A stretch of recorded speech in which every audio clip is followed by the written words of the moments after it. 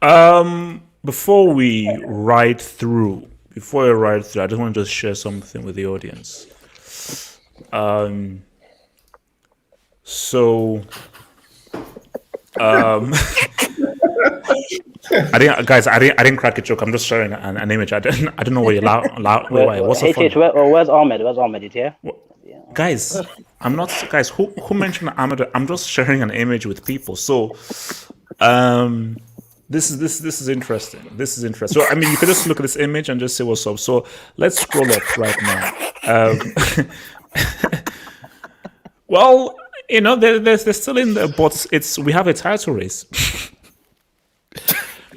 So, can we still call it Uber Eats, or should we call it League One? Since Lille are trying to say what's up. It's still Liga. League One Uber Eats. This is Liga. This season it's Liga. They've actually won the most games. It's just that they've lost, but they've actually won the most games. So they're gonna win the league. I wonder where they're getting that from. They've lost 7 games. Jeez, that's a lot. Pochettino's their manager, right? Lille's only won 2 games. Crazy. That is weird. So they've lost 7 games. Yeah. Jesus. Lille lost 2. So basically, you see, we can't call it Uber Eats. The whole point of calling it Uber Eats is because the league is class B. But why do you guys call it Uber Eats when Bayern and Juve been dominating Bundesliga and Serie? Bayern and Juve no. They're sponsored by Uber Eats. Juve, you have a case, but Bayern have actually won Champions League. So you guys are basing it based on the Champions League. Like, I think their sponsor is actually Uber Eats, isn't it? It is Uber Eats. That's where the joke comes from. That's where that's the root of the joke, because the sponsor is Uber Eats. Hence why when Milano were trash, we were going to call them Hello Kitty FC. So because we're about to be sponsored by those guys. But guys, this of course is CL talk. I wish my dear Mourinho all the luck in the world. Mourinho, I still love you. I still do defend you. Screw the haters. But I did warn you. But guys, things are about to get very slightly real. So if you're not ready for real talk, I beg you to please stop watching right now. If you're not ready for extreme real CL content crack, there are plenty of other things that you can do and so forth. I am begging you, please stop watching this video right now. Only continue watching if you are prepared for the realest talk in the world. I need a meal and I need a drink. All I ask of you is this, guys. I don't care about likes, super chats, subscribes. I don't care about any of that crap. All I care about right now is you have a meal and you have a drink, because we're about to get extremely real. But we're going to build up. Because we know where we're at, and Muntaha, you know why you're here. Muntaha, you know why you're here. So I'm going to easy. Mute your mic. Just shh. Okay, so, but guys, we're going to start very easy. Because I think that before we get serious, I want us to have some fun. Because I think the beauty about the football hot is that, yes, the times where we get serious, the time where we get emotional and so forth. But I think what makes these hangouts so cool is we laugh and we have fun. So I think let's start with fun before we get very serious. So where are we at right now? Let's be now 5-10. UEFA, Chefrin. I have been calling for this for the past. I've been calling for this ever since Arsenal Bayern. And I said that, and see this. I'm being real here, guys. What is wrong with the forfeit rule? Now, let me remind people about the benefits of the forfeit rule. It saves us time. So instead of focusing on the game, we can focus on another game. It saves travel. We are in a pandemic. It means that you're now safe. So you don't have the threat of spreading the disease by playing a completely pointless game. Wikipedia. I'm basically Wikipedia. The thing about Wikipedia is it can be quite brutal. And Wikipedia stays for life. You can't delete Wikipedia. Wikipedia will always be here. Do you want... See, the issue with Wikipedia is Messi has won all this stuff and everything, but Messi, if let's say we're in a function and I want to diss you, Messi can say, look at you, you're bold, you're useless, you look at that, you're poor. Like, okay, Messi, cool, you can abuse me. I'll pull up Wikipedia and bring up 8-2. Then Messi and me will probably get into a fight. It is what it is. So Wikipedia can be very, very dangerous. And for Lazio, I'm fearful of what Bayern could do to these guys. Because Bayern Munich, I take it back to 7-1. If you're 5-0 up after 20 minutes, just quit, chill, relax, change the freaking team. Do you know if Ozil actually had his head screwed on, it could have been 8-1. It could have been 10-1. So Bayern are going to continue to deliver Lazio. Lazio have a minus 5% chance, which means that they've got a 5% chance of actually making it worse. So if a team has a minus 5% chance and so forth, and I want everyone in the room to ask me, it's very simple. Should a forfeit rule be introduced, or do you think a forfeit rule is cowardly and we should still go out and play games because, in football, anything happens? Wilton, should we fully, officially endorse a forfeit rule? No, there shouldn't be a forfeit rule. God. I get it. It's all entertaining purposes. You want them to forfeit it to make your agenda look even better than what it is. But yeah, there shouldn't be a forfeit rule. It's football. Anything is possible. Obviously, Lazio have to go to Bayern Munich and win. Wilton, stop. Are you telling me right now that Lazio have a chance of turning this around? They have a 1% chance. There's a 99.99% chance Bayern are going through. They have a 1% chance. Obviously, never say never. But at the end of the day, I think Bayern's gonna Lewandowski's gonna have a stat pad session in that second leg because he wants to start hitting form in the Champions League, which surprisingly he hasn't been scoring but that's another conversation for another day. But Lazio have an uphill battle. They're going against, in my personal opinion, the best player in the world, the best goalkeeper in the world right now, one of the best with the best DM in the world right now, Kimmich, the best manager in the world right now. Lazio have to go there and beat Bayern 4-0 to go through. We all know, I'm pretty sure everybody's here gonna say the same thing that I'm saying. Bayern's gonna win. It's gonna be another. It's gonna be like another. How do I say this? Another stat pad session for Bayern Munich. Lazio's just gonna go there for pride, just like the Barca versus PSG game. Like Barca could have just went over there and just get lubricated again, but they went out there, got the 1-1 draw. Maybe Lazio should do the same. Make it a competitive game.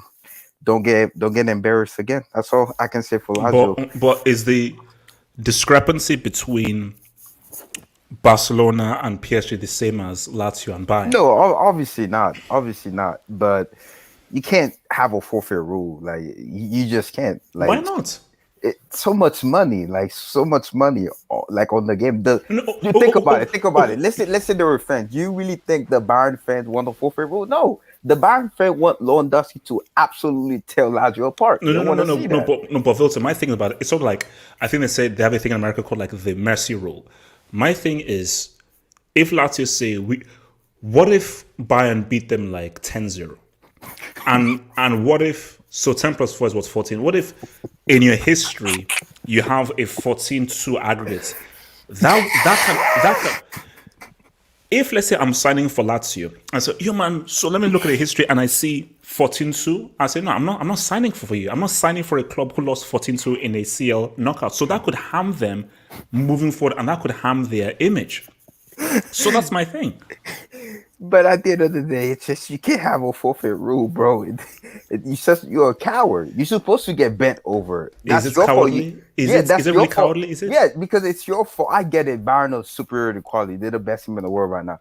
But it's your fault. You got bent over in the first leg. Nobody told you to get bent over in that first leg. Nobody told you. So you have to be a man and go out there and take that beating like a man. Like, it is what it is. You have to go out there and take the beating. That's you. Nah, I won't.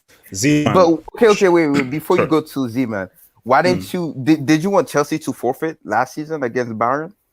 But you were saying Chelsea were going to win the Champions League. That's what you were saying. Because I felt that Chelsea had a chance in the second leg. Chelsea had more. No, because Chelsea Lazio were have more chance now than Chelsea last Chelsea. season. Can you mute your mic? Thank you. Chelsea. I believe that Chelsea had a bit of a chance.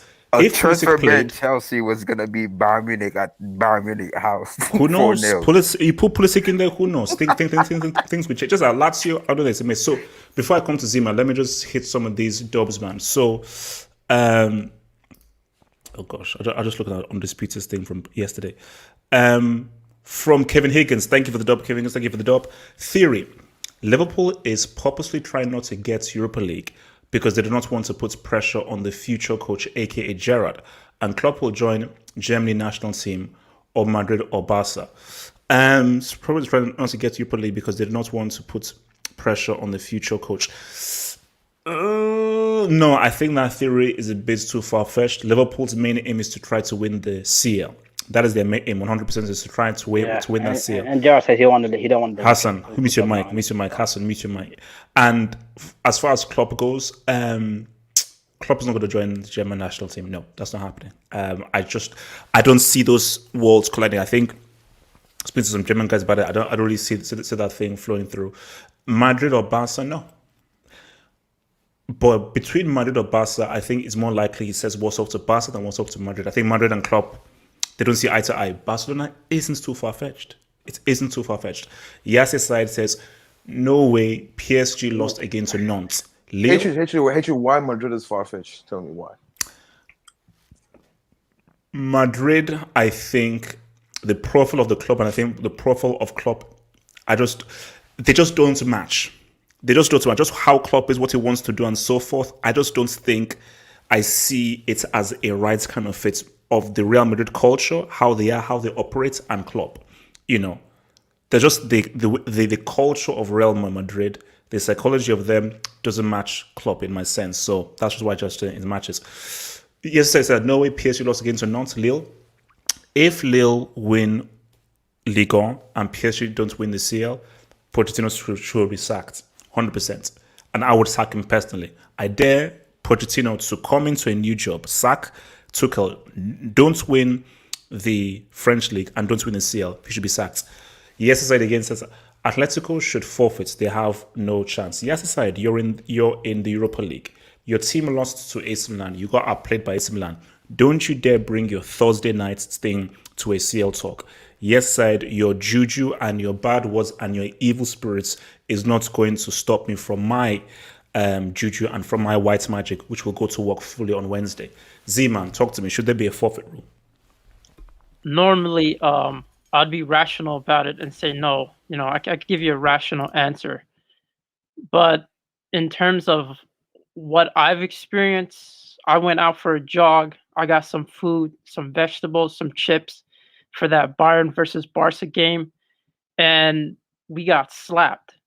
Therefore, I'm like, listen, the forfeit rule is there for a reason. It could work. I think for Lazio, it's literally a field trip. It's a waste of time. So I would just say, you know what? Just accept it. Just accept it for what it is. Just stop wasting everyone's time. Your fans are more worried about the league as of right now, and this is not a boys and club field trip. You can't be wasting everyone's time with this. That has to be one of the most sensible things I've ever heard anyone say in a hangout. See, Zeman, he understands the psychology. It is a field trip. It's not, you're not going there for competitive. It is literally, let's see Germany. Let's look at the Allianz Arena. We've never seen Allianz Arena before. Let's view what the Allianz Arena looks like in 2021 and everything. They're not going there to try and win the game. They're going there just to appear for appearances, which is, what's the point? It is what it is. You're going to get slapped. Damien, forfeit rule.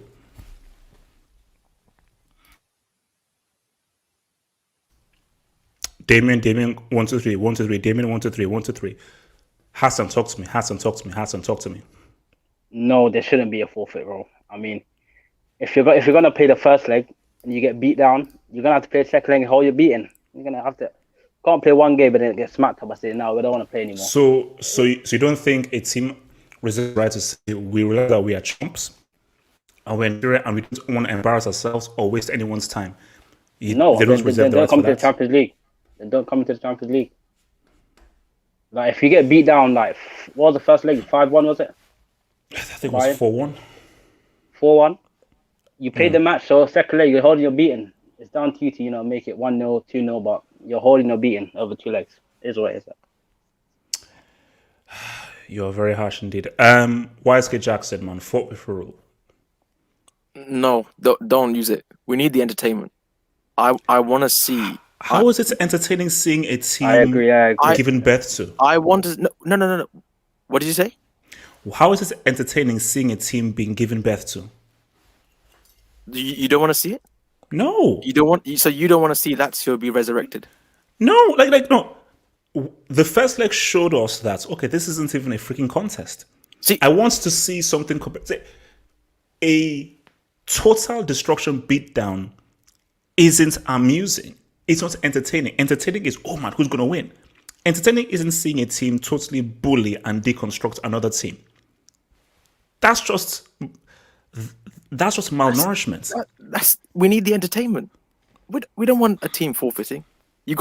They turned up in the first leg. I don't know. I mean, if that's the case, they shouldn't even turn up in the first leg. I mean, what did you think was going to happen? Oh no, come on. Nobody, when we did this, nobody thought that they'd get flipped mode.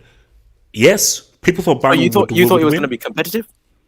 No. I thought that Bayern would beat them, but they beat them like 2-0, 2-1. I didn't think that it was going to be 4-1. So that's stupid. See, I want to see goals. I want to see entertainment. And these, Bayern, they could be 3-4-0 up at half time. They're not the kind of team to go, you know what? Let's chill for a minute.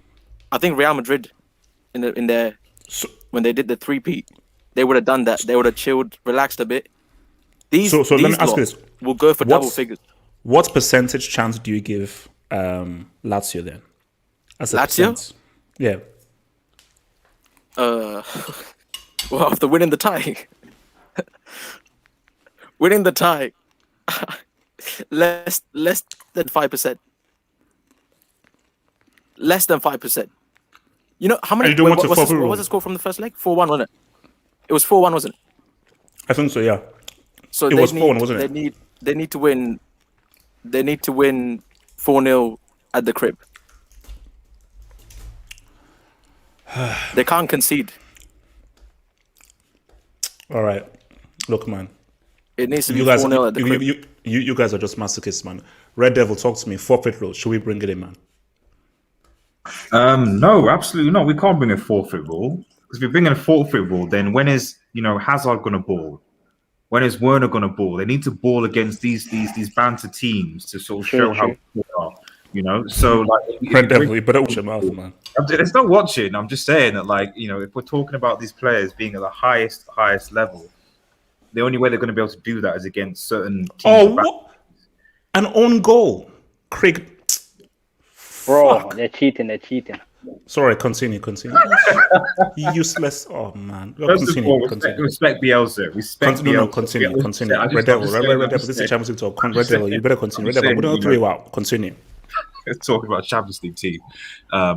Anyway. So yeah, that's what I'm saying. I'm like, it does give, in all seriousness, it does give certain players the opportunity to shine, to ball, to stat pad, etc., and to show just how good they are, and that builds confidence throughout the team. So, if Hazard, if Werner or certain B-Tech players, need that confidence, they need to play against these teams to get the confidence back. And then on another serious note, the reality is that, like, for a lot of lower or less profile teams, the revenue from this goes towards the club. So even if what's the name, like FC Astana or whatever, gets bantered 10-0, at the end of the day, they're still getting the money from watching Bayern, so both home and away, and that goes into their clubs. So you can't really have a forfeit rule. It'd be a financial catastrophe for smaller clubs. So man. All right, Vast, man, forfeit rule. I think the forfeit rule should absolutely come into effect here, dude. Like, I mean, there's no real reason. I mean, the thing is, Lazio know it, and also, more importantly for my argument here, Bayern know it. And the thing is, I agree with you that there should be a forfeit rule because the tie is done. But what I don't agree is that this is going to be like a 10-0, like double-digit aggregate score or something like that. I actually think it's going to be a pretty close game because the thing is, if you observe in the first leg, it's not like Bayern went like 300 miles per hour for 90 minutes. They really took their foot off the gas in the second half. And, like they could have hurt Lazio very badly, but they chose not to. People think way too much in terms of 7-1 or 8-2, and in the 8-2, Bayern knew that was a one-off game. It's against Barca, and they have a chance to create history in the Champions League, which is why they went all out and humiliated Barcelona so bad. 7-1 with Germany and Brazil, same situation, similar sort of situation there. But in these sorts of games, like I observed Bayern in the Bundesliga as well. They're smart about these sorts of things, they don't like go like 180 in all these games. Like for example, like against Wolfsburg at home in Bundesliga, like they could have destroyed them, but that was a close game, So the thing is, like, I feel like they're just gonna play to control the game and see the tie out, which is why, it even like adds to your case where there should be a forfeit rule. I don't think we're gonna see many goals. It's not gonna be an entertaining game. Bayern, like, like they'll just basically play to control the game. They know they've gone through. So like, and the thing is that here's the key thing that many pundits, like on these big channels like Sky and BT and ESPN, like they don't take into account the international break. That international break in March to April, I should say, is the most pivotal point in a season in football. Like, I can give you so many examples of teams' form, like prior to this international break being completely inconsequential. And like teams look like completely different teams. But international break is been cancelled at the moment because of the pandemic. No, but they still get 2 weeks off, don't they? I'm pretty sure they do. There's like 2 weeks between, like, I'm looking at Bayern's fixtures. I saw Man City's fixtures. There's 2 weeks between the April 20th or the March 20th game and the April 3rd game. So they still get 2 weeks off. And that break in the middle can change the momentum of a team. And Bayern know that. So the thing is, like, they're going to want to conserve energy. They're going to want to, like, just see these sorts of games out, because they know the business end of the season comes after that break. That's when they're going to go full throttle in all these competitions. Like, there's no reason for them to stat pad against Lazio. And so, like, I mean, it's gonna be a pretty basic, boring, like 2-0 win or something like that. I don't think we're gonna see a beatdown.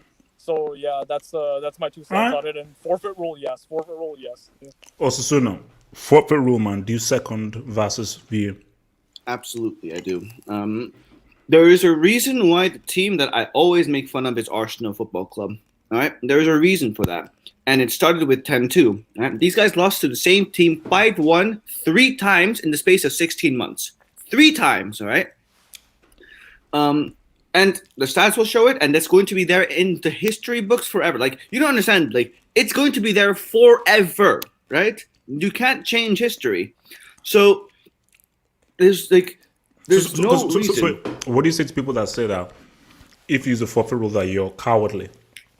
I'd rather be called cowardly than have a 10-2 on my record, on my club history. That's 100%. All I'll say. 100%. At least, I mean, okay, but there's a difference. Like, if it's like a smaller team, okay, if you get beat down by Bayern every time, whatever, you're a smaller team, Bayern's the bigger team, it is what it is. But if you're a team like Arsenal, who actually have some pride, I don't know what kind of pride, 0 Champions Leagues, but they have pride, right?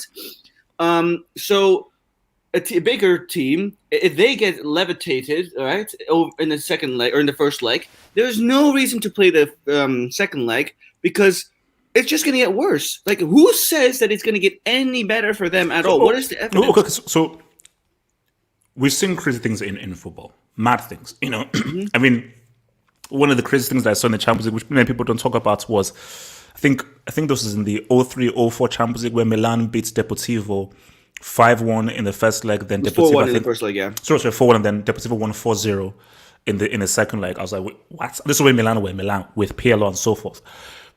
Could Lazio do something that I would consider the most shocking turnaround in history based on just how strong Bayern are?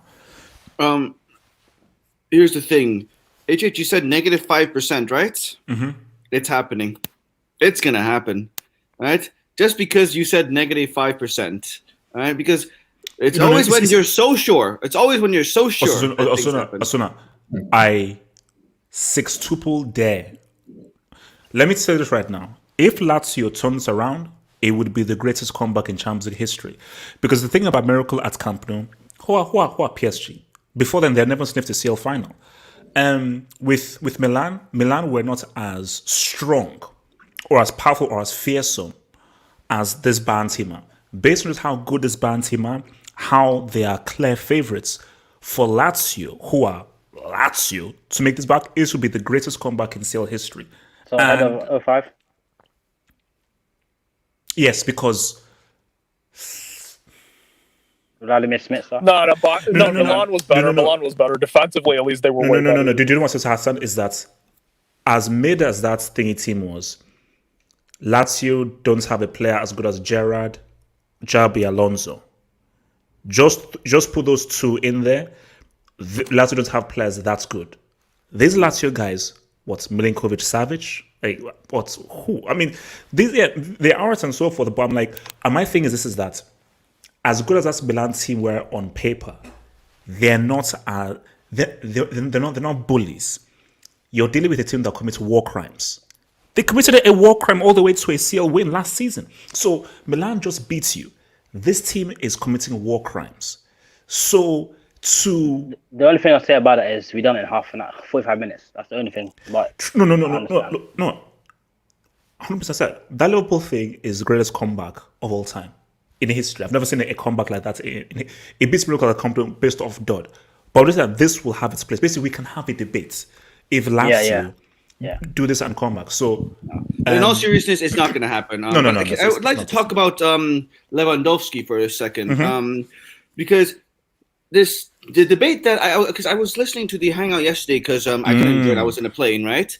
I think the whole concept of the discussion is wrong here. I was hearing people saying if Benzema wins the Champions League this season, he's going to be the best striker of last decade. I'm like, hold on a second. This is this decade, not last decade, because the last decade was 2010 to 2019.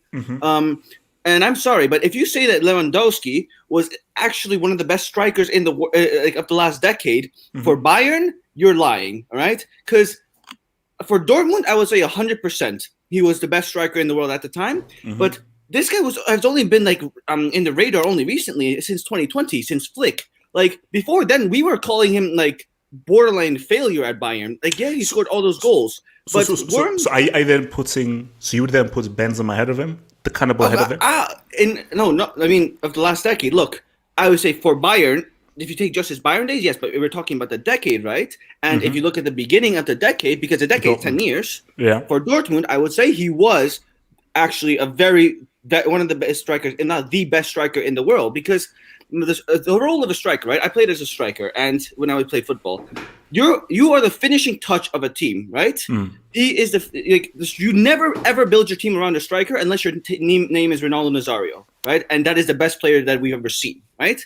So you never build your team around a striker, because if you do, you will only have pretty much one way of attacking.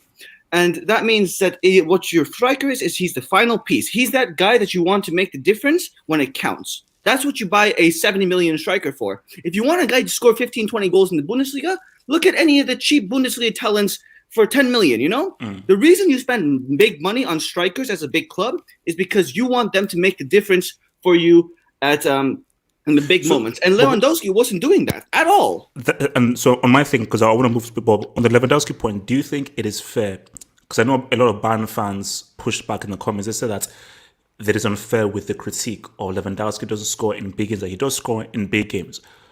But for me, my thing is this: that look, not every player is perfect. And for me, I've been the biggest Lewandowski fan before, because I look beyond the goals. Just the way he plays the game, he's like, again, there will never be a player like Ronaldo Nazario, but he is sort of the closest thing to him in terms of the overall footballing nature of what he does as a striker. But, nah, that's not true. I'd say that's overall, when Lewandowski was at Bayern, like I would say even Griezmann was a better striker than him at the time, right? Think about it. We mean about it right now, but think about it. Look back to 2018. Look back to then.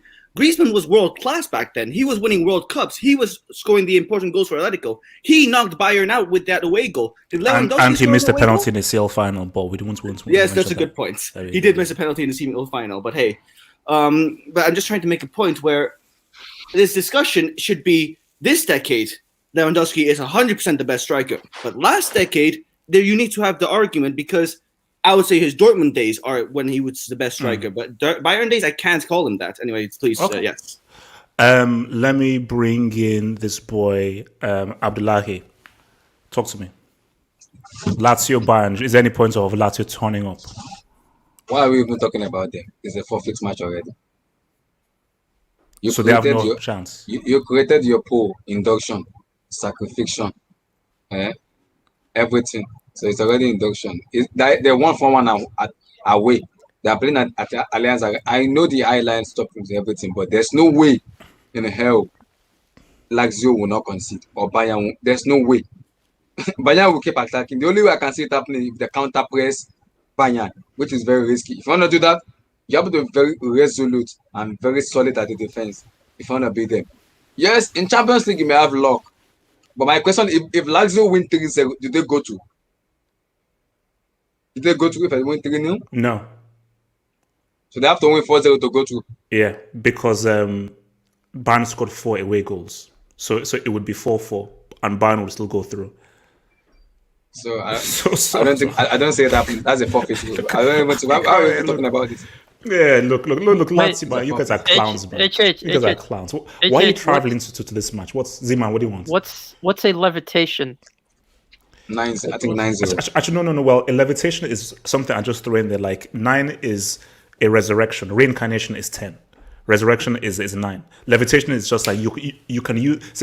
Levitation you can use that 8 goals up as like an addition. So does levitation come down to performance more so than scoreline? Yeah. Or So basically, levitation. This comes down to performance, right? Yeah. So how badly you got beaten? That's what a levitation is. How like Brazil got levitated in 2014. Oh, it's a difference. Okay.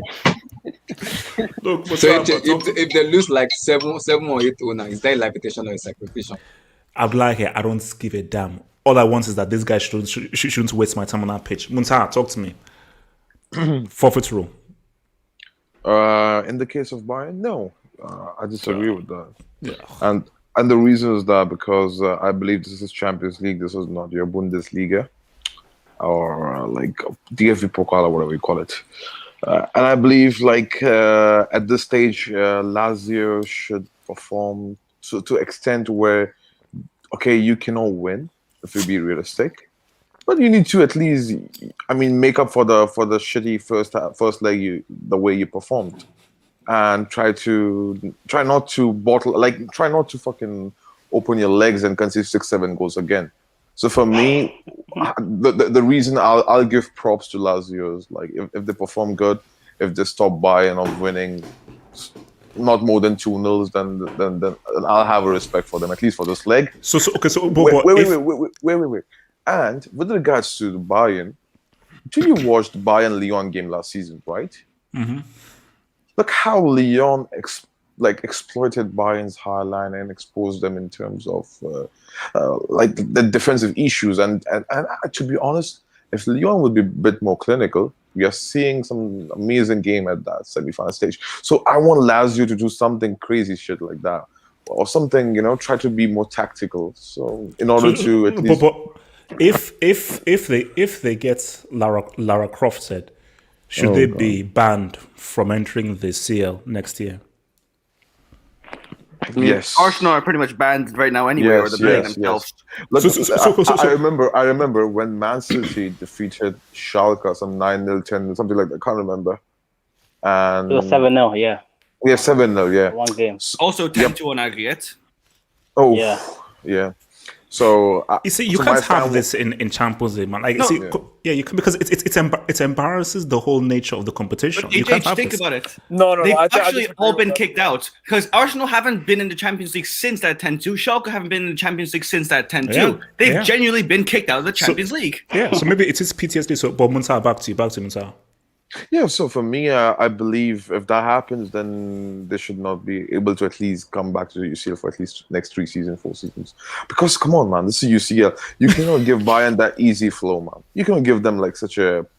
Come on, man. Like you need to show up, man. That's my thing. And by the way, you're an Italian team, so Italians are known as for defense, huh? So you need to defend, man. Okay, so wait, let me just hit some of these dubs, man. So from Dennis Boer, thank you for the dub, Dennis Boer. Lazio is only going to Germany for sightseeing. Yes, Dennis, which is why this is insulting. I'm here to watch a competitive game. I'm not here to watch a bunch of tourists go over to Germany for a tourist attraction. That's messed up. Cosly Awesome says, as a Bayern fan, it's fun watching these beatdowns. Cosly Awesome, for you it's fun. For the rest of the world, it's not fun. Hence why we need to promote the forfeit rule. Would have beaten you if Political played last season. Cosly Awesome again, it says, Osasuna, my friend, mute your mic for talking that's BS. Cosly Awesome, Osasuna's views are his views. We are here to debate and we're here to be passionate about it. So, Lazio, again, I don't know why you're turning up, but I wish you all the luck in the world. But please, please, please, if you are to turn up, don't get beat down again, please. So, guys, Pep. 2-0. Nice little lead that they have. And it doesn't end here for Pep. Or rather, I double dare him to get knocked out by Mönchengladbach at this stage of the season. Because this is what Pep needs to realize, is that no one cares about your Premier League titles. No one does. No one does. Those titles are irrelevant. No one cares about them. Pep knows that there's always a stream waiting for you. And it's called a lap stream. It's one of the most eagerly anticipated YouTube videos the last few years, which is the lap stream. And the lap stream always gets ignited whenever you get knocked out before the CL final. And say for Pep, I have no qualms with you winning this whole thing. I put City as the favourites last season. But somehow you conspired to lose to Lyon, which made no freaking sense. So, Wilton, man, is it right for us to say City, they'll deal with Mönchengladbach, and these guys, they're the firm. We put them as favourites for the CL, or do you say now there's always a lep in there waiting to come out? First of all, I know you picked City as favorite last season, but we all know you don't like Pep. You have a Pep agenda. Wilton, Pep is the greatest guy in the world. I love Pep. But it is what it is. Agenda. I have Pep agenda. I triple T. Abdullahi, mute your mic, man. And as for Abdullahi, I was just gonna say him too. But both of you have Pep agenda, but it's fine. And as you were saying that people don't care about Man City winning the Prem, actually they do, because I actually know a Man City fan at my job. He actually told me that he would rather win the Premier League more than the Champions League. It is what it is. Wait, Wilson. When next you see him, tell him that half of things he's a psychopath. So, but it is what it is. But for Pep, for us as football fans, we want him to win the Champions League to prove that he can do it without Messi. That's been the entire storyline. He went to Bayern, he lost to Atletico, Real Madrid, Barcelona. Now he's at City. He lost to Liverpool, Lyon, and Spurs. So Pep, obviously, for him to show that he's the greatest club or greatest manager of all time, I believe that he has to win the Champions League. Or matter of fact, I think if he even gets to the final, because that's even a really big achievement too. If he gets to the final, because City have never ever in their history been to a Champions League final. But it is what it is. I'm sure they're gonna beat who they going Gladbach. I'm sure they're gonna beat Gladbach because it's 2-0. They usually don't lose in the round of 16.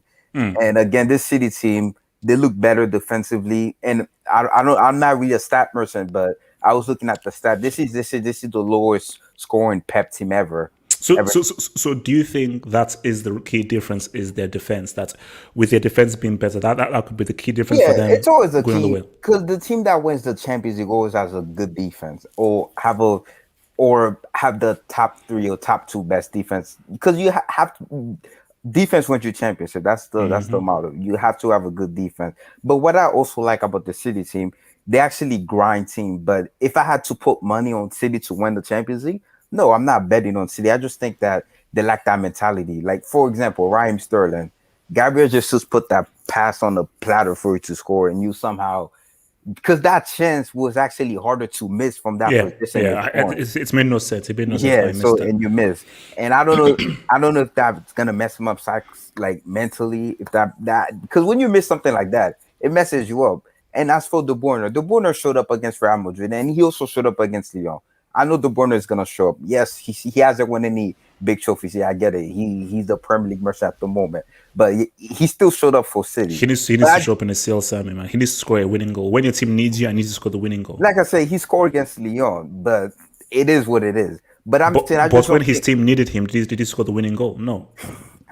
He's a midfielder, but that's a different conversation.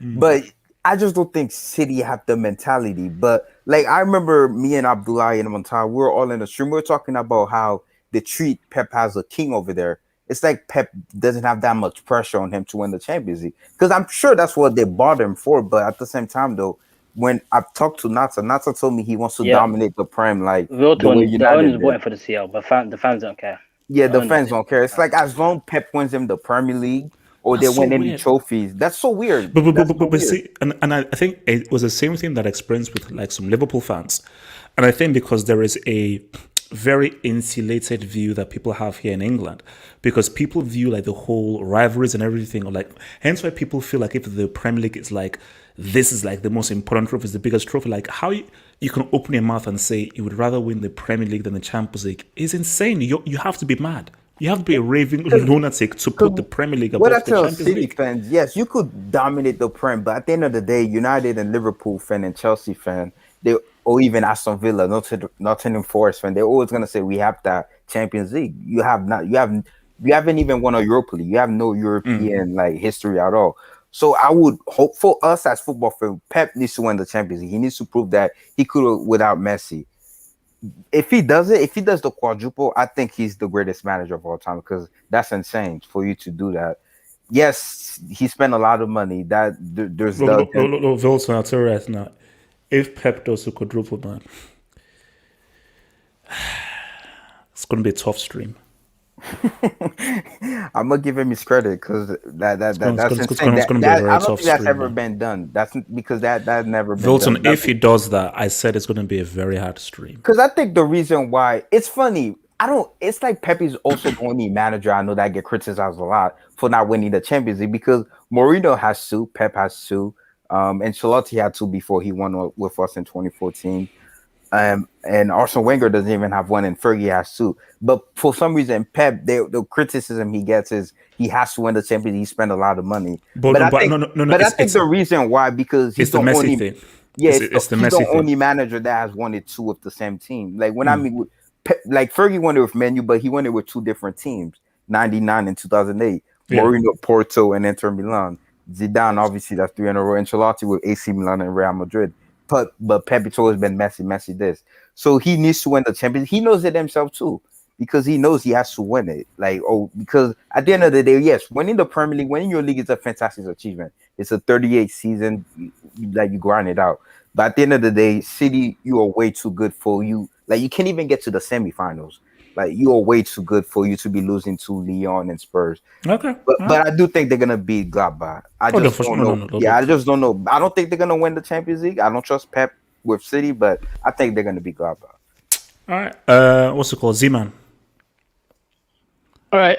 When it comes to the Champions League and Pep in particular, it's in terms of what would be defined as a LEP stream.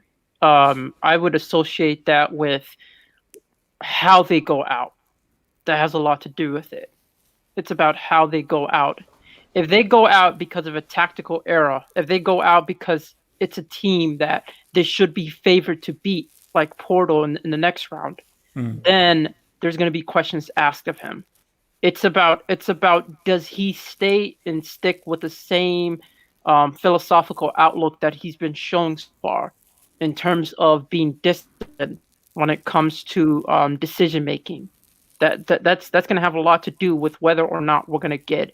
I know you're going to do a LEP stream regardless of whether or not that's the case, and I get it. It's up to you. But in terms of what would make the stream what it is, I think that would be defining. That would be a defining characteristic. In terms of overall, when I'm Man City fans, I think it's a matter of them not experiencing enough trophies per se. and just not having that experience. And then you look at social media and you see the most active fans are Premier League fans. And these fans, all they talk about is, the Premier League. I mean, you look at Arsenal fans, they clown Manchester City because they haven't won, or they're not. They don't have the same status as them in terms of the Premier League. So these fans gravitate towards the idea of the Premier League being the end all be all. But once they get a Champions League, I feel like they're maybe their views in terms of which is more important is probably going to change. But in terms of this. There's no way they should get knocked out. There's no way they should get knocked out. No. I think Mönchengladbach, their great achievements was making it through the group. I think this is a bridge too far for them. They don't have the quality. Yeah, that would be it for me. But again, I say this with Man City, there's only a certain amount of teams that can knock them out. It's very limited in terms of the teams that can knock them out. I do view them as possibly the second favorites to win it, considering how balanced their team is. Even though they don't have as much attack, they seem to have found their balance. But again, it's a matter of the way they get knocked out for the left stream. Okay. Osasuna, man. I'll start with this. Liverpool FC have more goals at home in another stadium in 2021 than at Anfield. There's no need for that, bro. Low blow. Just let that sink in. He has to win the CL. He knows he has to win the CL, and he knows that he best not touch the Europa Conference League. But anyway, Man City. Pep Guardiola is. Here's the thing: if he lets me down again, I'm going to be pissed. Because I've stayed consistent with the fact that I actually rate this guy this season. I've actually been giving him a lot of credit this season, even after what he did last year against Lyon. I've actually been defending him, that he's a quality manager, that what he's doing with City now is actually extremely smart, and that he's actually not a philosophy merchant anymore because he has managed to change just the entire mentality of his team, right? But here's the thing about Pep.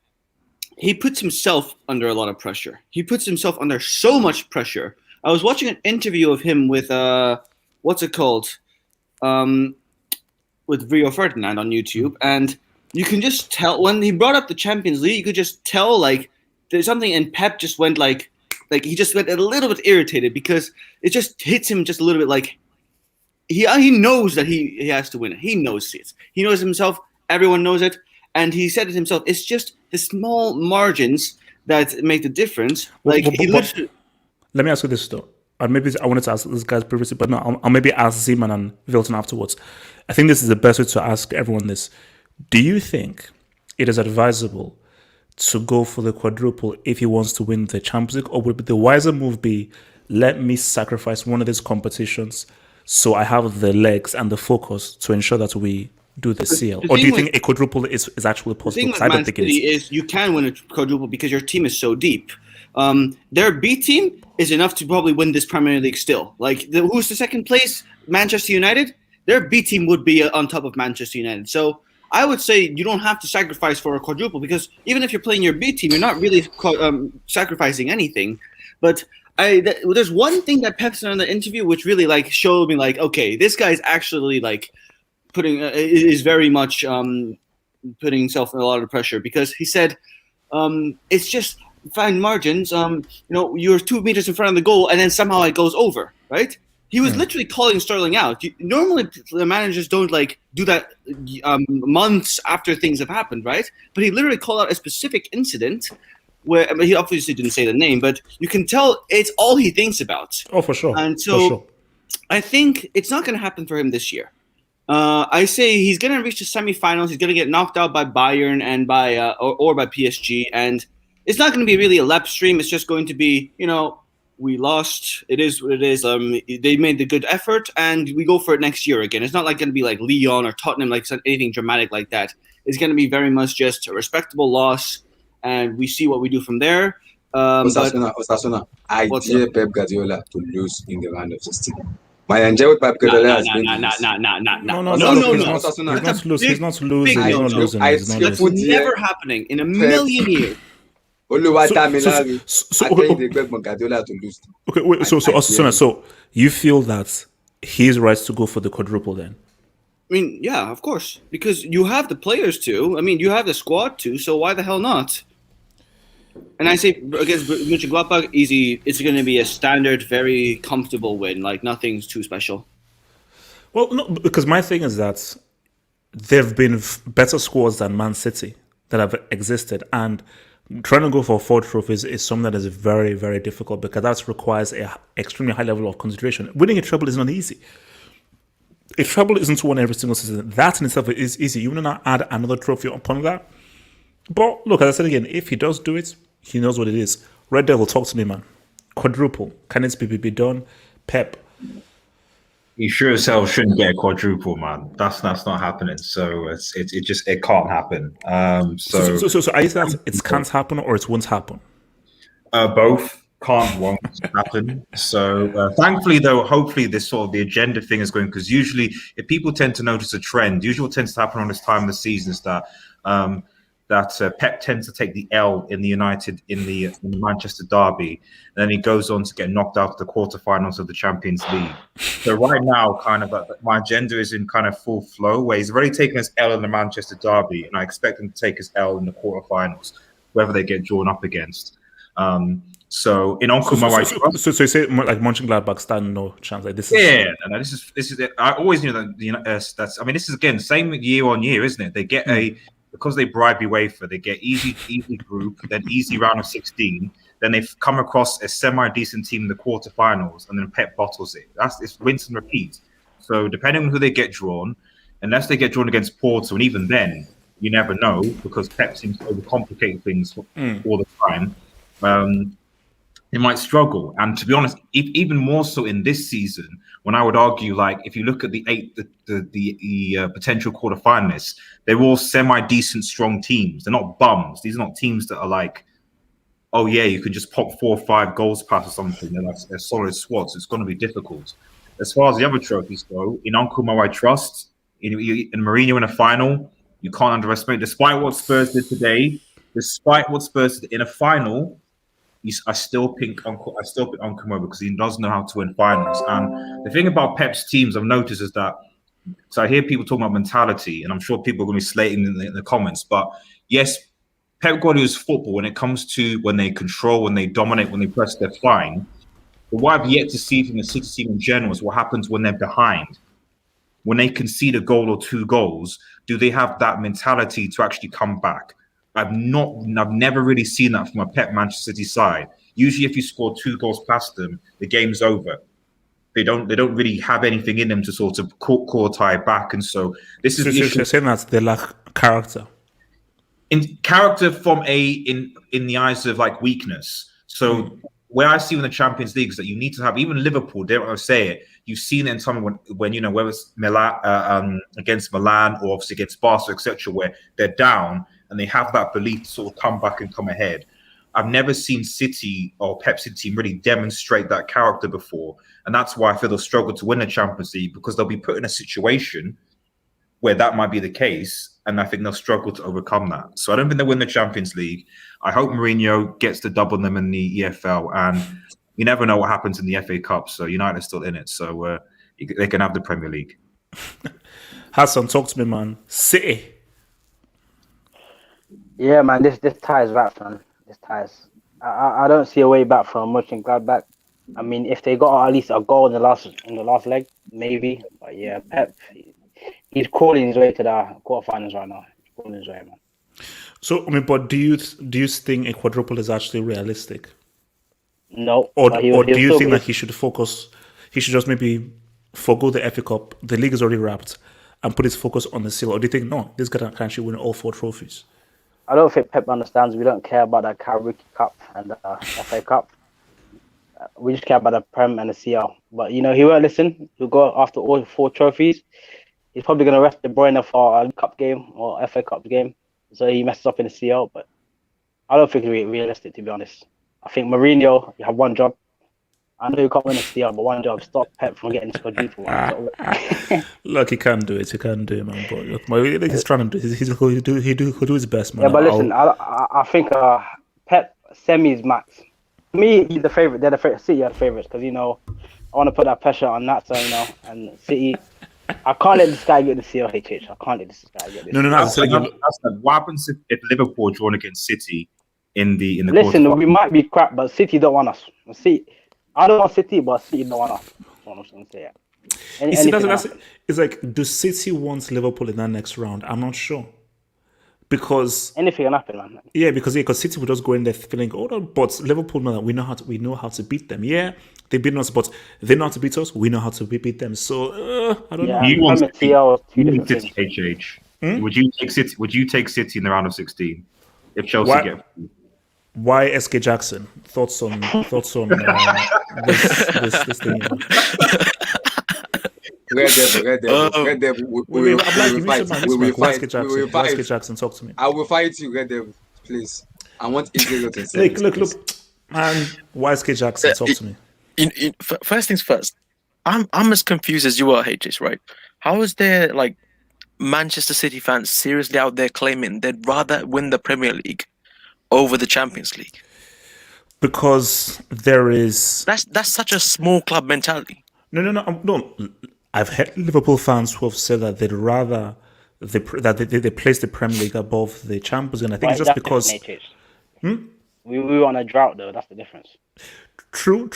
No, but I think that's for City because there are a lot of guys who have never left England. They've never left Manchester. They've never even left their neighborhood in Manchester.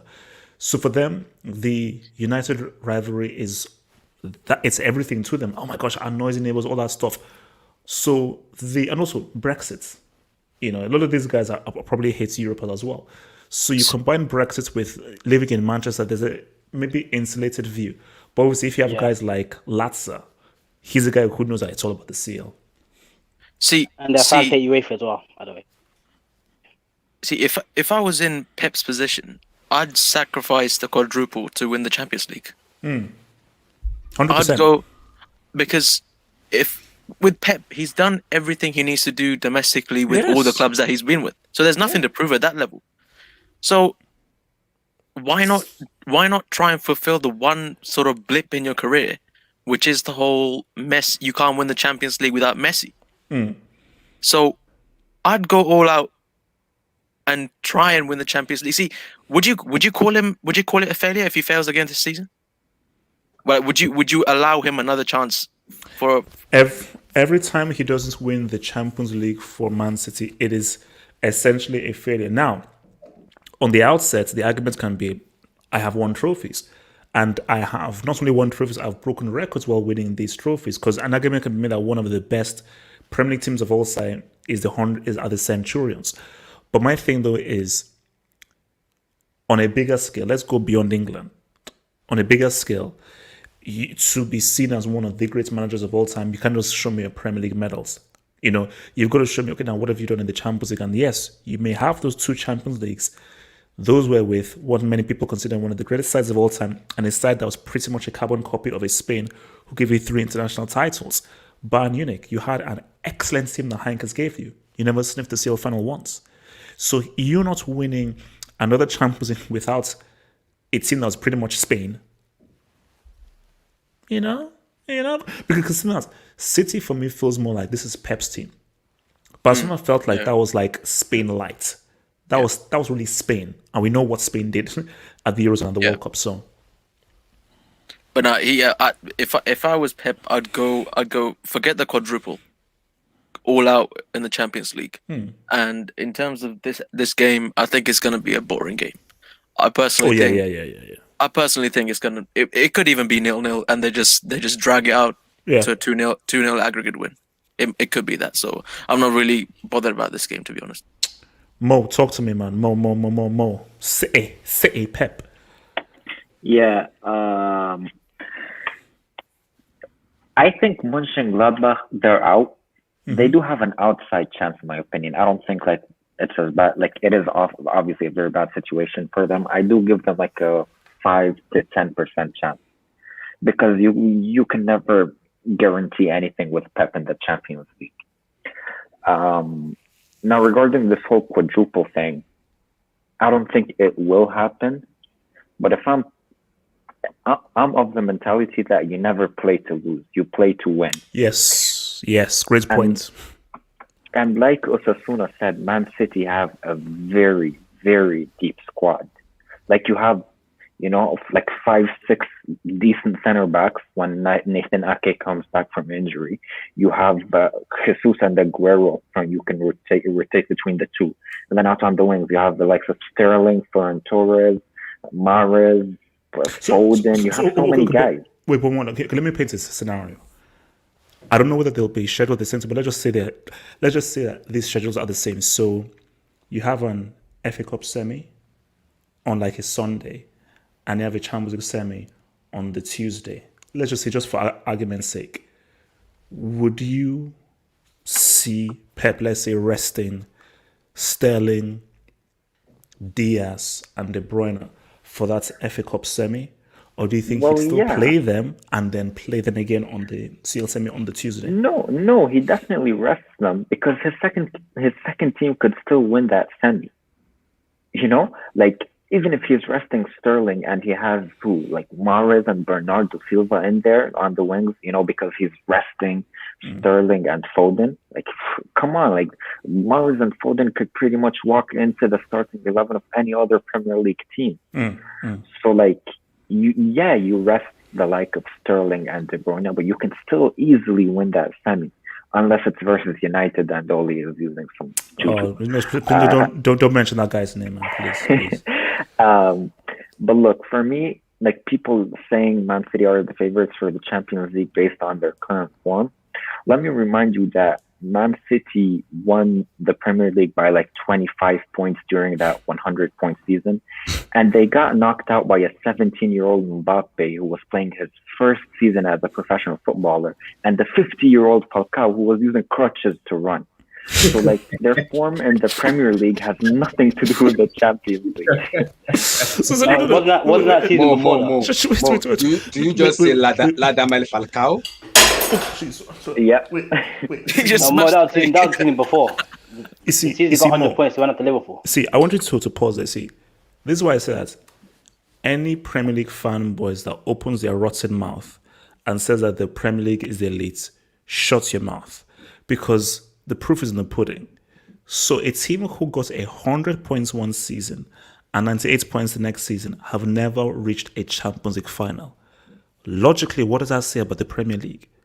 But Premier League fans will now try and tell me that, oh no, this. HH, to be fair, two of those teams that knocked City out of the Champions League were Premier League teams in Liverpool and Spurs, respectively. And those teams ended up losing too.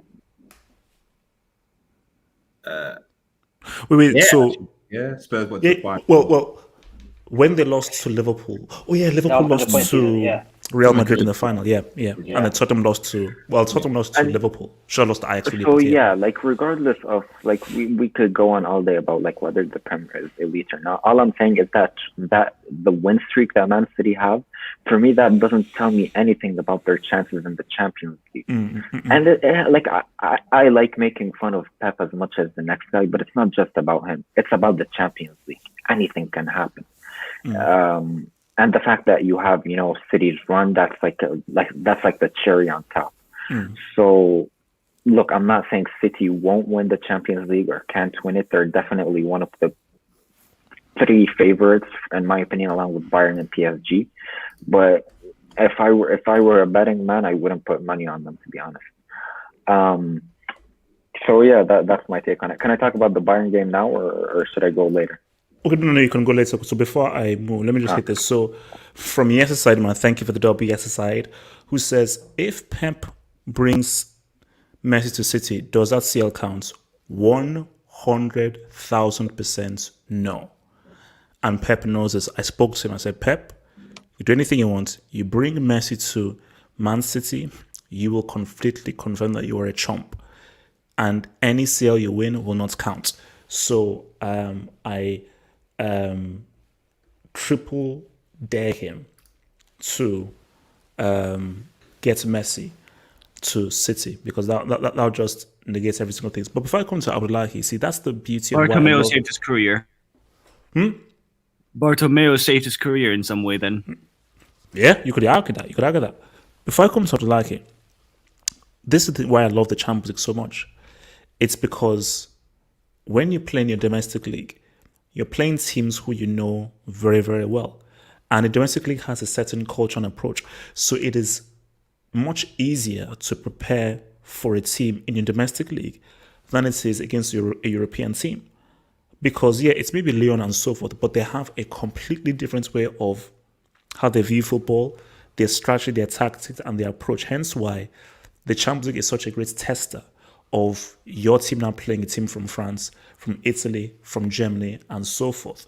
So that is why, specifically for managers, it is the great, for me, I think it's much more of an ultimate test, the Champions League, than whatever your domestic league is, which is just a war of attrition and a marathon.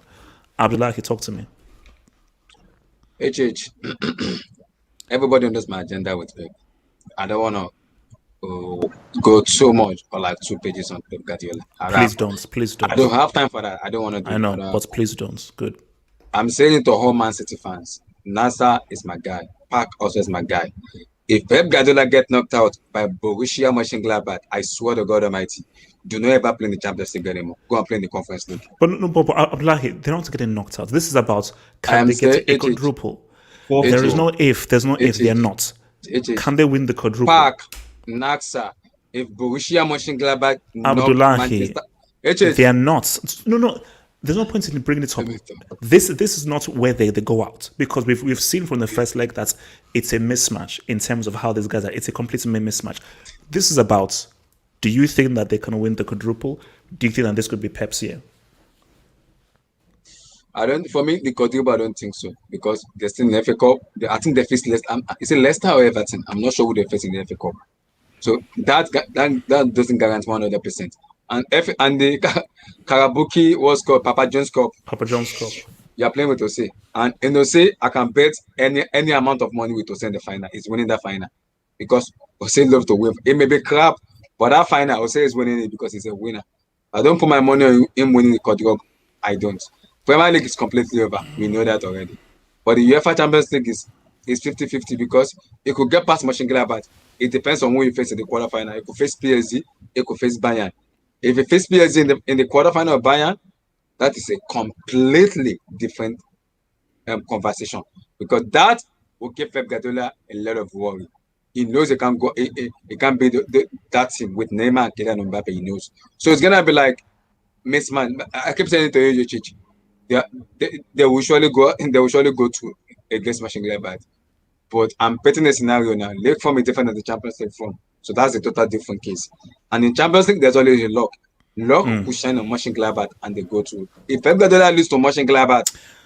Okay, look. Oh my God. Muntaha, talk to me. I don't want to. Muntaha, talk to me. Pep. Yeah, so I was waiting for my turn, man. Okay. So ultimately, it's not happening what people are thinking, what Abdullah is saying. Abdullah, man. It's too early to say that Pep will get eliminated to Gladbach. I can't see that happening. No. And to be honest, this will be deadest game, man. So we know City is going to somehow control the game for 90 minutes and going to win 3-0 or 2-0 again. So it's nothing new. I believe that this. But hey, actually, I just want to ask you a question. Okay, it was the last season when City got a really tough fixture in the round of 16. But when was the last time they actually faced a big team under Pep Guardiola? So is this in the round of 16 or just knockouts in general? Round of 16, I'm checking. Yeah, no, they always get pretty easy teams in round of 16. It's when now you get to the quarters that things now gets tricky. I thought last season they played Real Madrid. That's a big team, isn't it? Yeah, but except Real Madrid last season, look at which team they faced Monaco, I believe, in the 16 season. In 17 they faced which team? 2017 they faced. Can't remember. They faced Liverpool, and then no, but that's Scotland. It was Basel. Basel. Yeah, beat up Basel. God. Yeah. Oh God. So for me, man, like City again, this is like nothing to prove, man. Like even if we look at last season, because before that game, people were like, it's on and off. Yeah, Real don't have Cristiano, but people were like, wow, City have now faced a really tough team in the round of 16, and it was a close game. Like with Benzema making it interesting in the second leg. So we thought, after they did what they did against Real Madrid, Lyon, that's an easy dub. But the way that they lost, the Lyon loss is the one that makes the least sense. Because Monaco was, okay, you shouldn't have, but it was a talented team, it was your first season. Liverpool were very, very good. No, I agree. Tottenham, there was no excuse for Tottenham. But you know what? You know what, HH? Actually, the one-off killed the City tie of Lyon versus City. I believe it was two off. City is beating Lyon. You can't win a one-off game against Lyon with No. Actually, that Lyon team is underrated. If you see the season, if you compare team to team, City he played a back three. Man City should still be winning that, bro. Man City should still be winning that. Uber Eats, 7th.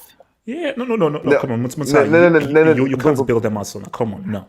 There's no excuse. And Lyon's manager, but I'm not giving Lyon's excuses. manager was the guy who got sacked by Watford. No, more. But I'm not giving excuses to Pep Guardiola. What I'm saying is that we need to give props to Lyon. We need to give props to Ekambi and Aouar and all these, Depay and all these guys played really well. Okay, it's not just City bottled it. No, they gave City a match. No, definitely. But what I'm saying is, City should be ashamed of themselves. 100%.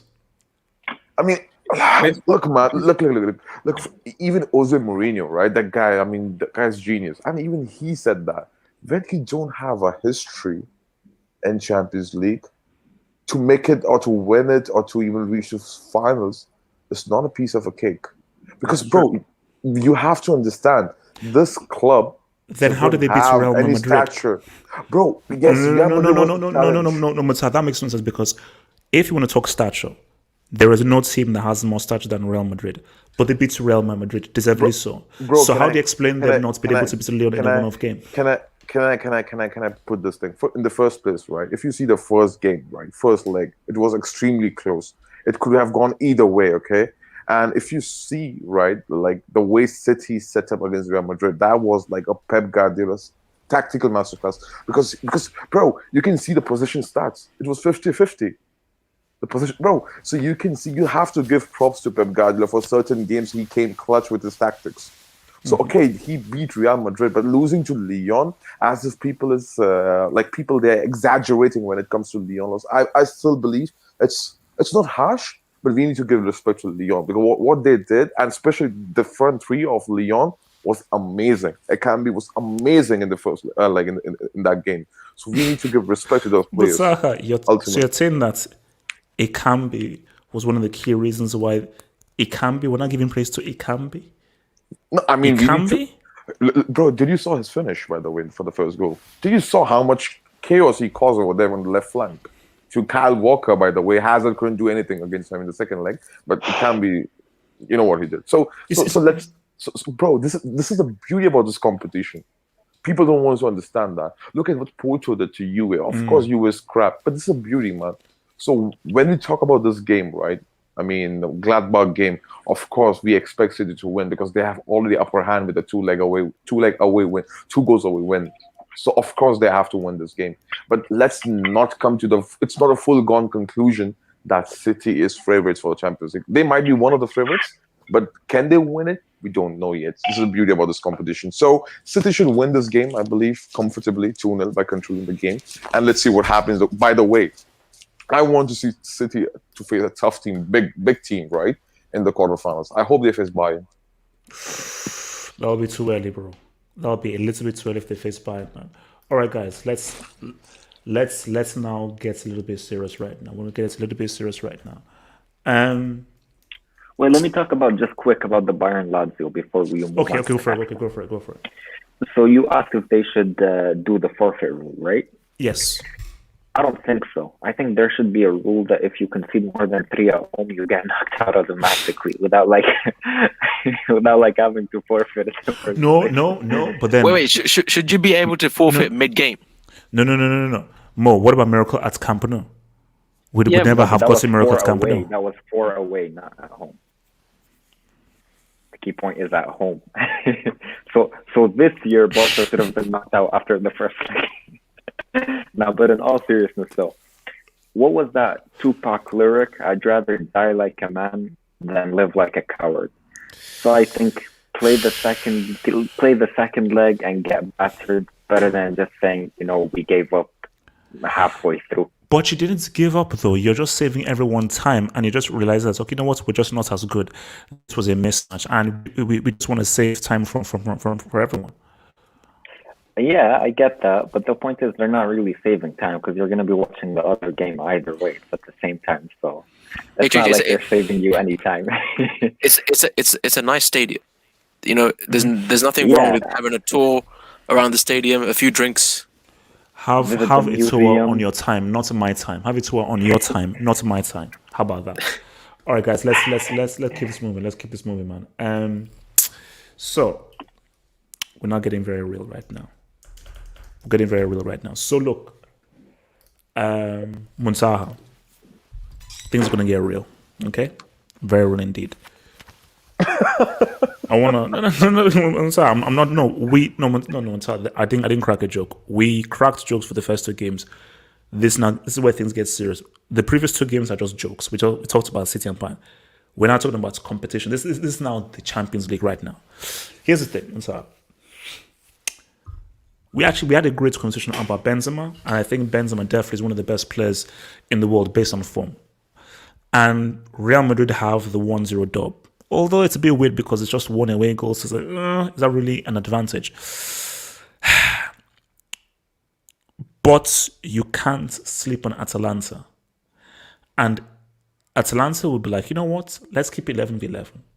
And I am sure that if Atalanta would have said, if it was 11v11, that was a great chance for them to do something. And even if they didn't win the game, they're still in the tie. Because 1-0 is not the end of the world. 1-0 is not the end of the world. 100% Real Madrid are the favorites. 100% they should go through. But Muntaha, how worried are you of Atalanta saying what's up? Okay, in the first place, this is not a reverse psychology I'm going to say or something like that. I'm not being arrogant over here. Okay, I'm not being arrogant too. So with this, bro, we can do anything, right? Bro, even in the first leg, we controlled the midfield. Our defense was good. I mean, Atalanta just had 2 shots on the target. We pretty much did everything left, right, center. The only thing is the final third finish, bro, from our goal scorer. And the only reliable goal scorer we have is Karim Benzema, man. And the guy, I mean, Vinicius is playing next to Benzema, who is not fully grown.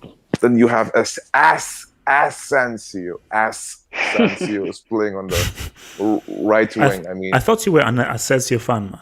I'm a fan of truth, So what I see, so I speak, bro. So Asensio has been so shit. My goodness, bro. I mean, he couldn't even take shots on target, man. So it's telling me Benzema should give him time to recover from the ACL, though, because that's a very bad injury. Bro, okay, we have given him time of at least 27 games. He's not the same. Zard's back, man. Zard's back. He's back, man. Hassan, can you mute your mic? Muntaha, don't respond. Muntaha, don't respond to what he just said. Muntaha, just keep talking, please. Thank you. Okay. And let's be objective right here, okay? Hazard, he just came back from injury. So we are not going to give him playing time, He might get, last 5. Yeah. So he won't, he'll get last 5-10 minutes, might be, if you're winning the game, right? If you're losing, forget about that. So what I see from this game is first, I need a proper midfield setup, proper defense setup. And with regards to Benzema and Vinicius, you know what? I don't want all this 4-4-2 or the back three you play in the weekend. Against Elche or whatever. I don't want that. I want a proper 4-3-3 setup with Rodrigo on the right, Vinicius on the left, and Vinicius and Rodrigo trying to break Atalanta on the counter-attack. I want us to be a defensive rather than be an attacking or trying to control the game. So okay, so you want Atalanta to come onto you and you want to then counter them rather than control the game. Exactly, bro. Because controlling the game is suicide, bro. Because many times you try to do that And teams, it's so simple, man, because we don't have a goal scorer. They flipping park the bus, and then you don't have spaces, and then you struggle, and they hit you on the counter attack. But Mata, remember, first of all, how Atalanta play and the philosophy under Gasperini. Second of all, they're 1-0 down. So Atalanta have to come out. So they can't park the bus. So maybe the attacking approach may be good, because if Real score first, I think it's over. You know, bro. For me, you know what? I want how Ole Gunnar Solskjaer replicate his formation against Man City of Guardiola. Do that. I want that, bro, because this is not about how good you played, how dominating you were. This is not about that. This is a flipping result. This is ultimate right now. And we are not the contenders of winning Champions League, so I don't think so. It's our duty to play good football and dominate football. No. We need to just get the results somehow. So what I believe from this perspective, I mean, we should play a defensive approach, man, and let Atlanta to come at us, man, to try to come out of the shell and then head them on counters. That's the most easiest game plan, I believe. So give me a score, just the score for the game. 1-2 to Atalanta. Okay. Yeah. 1-2 to Atalanta. Atalanta winning 2-1. So Atalanta go through? No, Real Madrid away goals. No, extra time, isn't it? Extra time. That's extra time. No. Yeah. No, Atalanta go through. No. Atalanta go through. Because 2 away goals, extra time. Because it's 2-2. Atalanta have scored 2 away goals. No, it's not. Atlanta goes to. Yes, Atlanta. Monta. Monta. Why would you do that to yourself? Okay, guys. Bro, reverse juju for Montara. Guys, can I just pause? So, Red Devil has copied this tactic. Now Monta has copied this tactic. Can everyone leave me and my reverse psychology alone? I own it. I need it. I'm going to use it myself. Copyright. What's that? Okay, Wilson, do you share? Wilson, don't use reverse psychology. Can you just give me an objective? I'm gonna be objective. Okay. So, objective, are you fearful? Okay. What approach do you want Real Madrid to take in this game? Monta pretty much hit everything on spot. Obviously, Modric, Kroos, and Casemiro's not gonna start. Valverde is gonna start. So, as for this game, I'm not really looking forward to this game because I know we're gonna lose this game. We might as well not show for this game because I think we should just focus on La Liga. I think we're gonna lose this game. I think Monta said 2-1. Monta has been nice. I think we're losing this game 3-1 or so. To be honest with you, I just don't see how we're gonna beat this Atalanta team. Like, it's gonna be very tough. Have some awful fans, man. Bro, have some awful fans. No, more. I find it disgraceful. Disgraceful, but continue. This is a disgrace. Continue. No, it's not being a disgrace. It's just like facts. Like, it's the old core is getting old. We don't have a goal scorer. Like, Benzema is the only one that's scoring goals. We have Asensio just looking pretty with his eyebrow, and I don't want to hear that excuse he tore his ACL. Leo Sané tore his ACL, and he's balling for Bayern Munich in the Bundesliga and in the Champions League. So Asensio, you have no excuse. And Rodrigo, I love you, my countryman, but there's a reason why Tite doesn't call you for World Cup qualifier game. He put you on the bench. And Vinicius Jr., I get it. You're a dribble merchant. You don't have that final touch. It's okay. Next season, hopefully, we get Mbappe. Owen Haaland. If we don't, I'm taking Cristiano back to Real Madrid. I don't care because what about Zad, bro? You got Zad. Come on, man. No, we selling them this summer for extra profit. But because I refuse. You live in dreamland, bro. You live in dreamland. It's just I refuse, bro. I refuse to go into next season with Benzema only goal scorer, bro. I see a lot of Madrid fans on Twitter were saying they don't want Cristiano back. I get it. I don't want Cristiano back too, but if we can't get Mbappe or Haaland, we have the opportunity to get Cristiano for free somehow. I'll take it because at least I know I'm going to have 40 goals a season. At least I'm going to have goals. If Benzema's not there, this team is so ass to watch. Wilson, I'm telling you right now, if you're struggling with Elche thing and you can't score, there is only one man who will get you that goal. And you know he will get you that goal. So for me, Madrid fans... I'm not saying I want him back. Obviously, I want Mbappe. I want future Mbappe or in Haaland. But if we can't get him and we have the ability to get Cristiano, I'll get him. At least Benzema's gonna have help and attack. Like Casemiro is the second top scorer and he's not playing against Atalanta.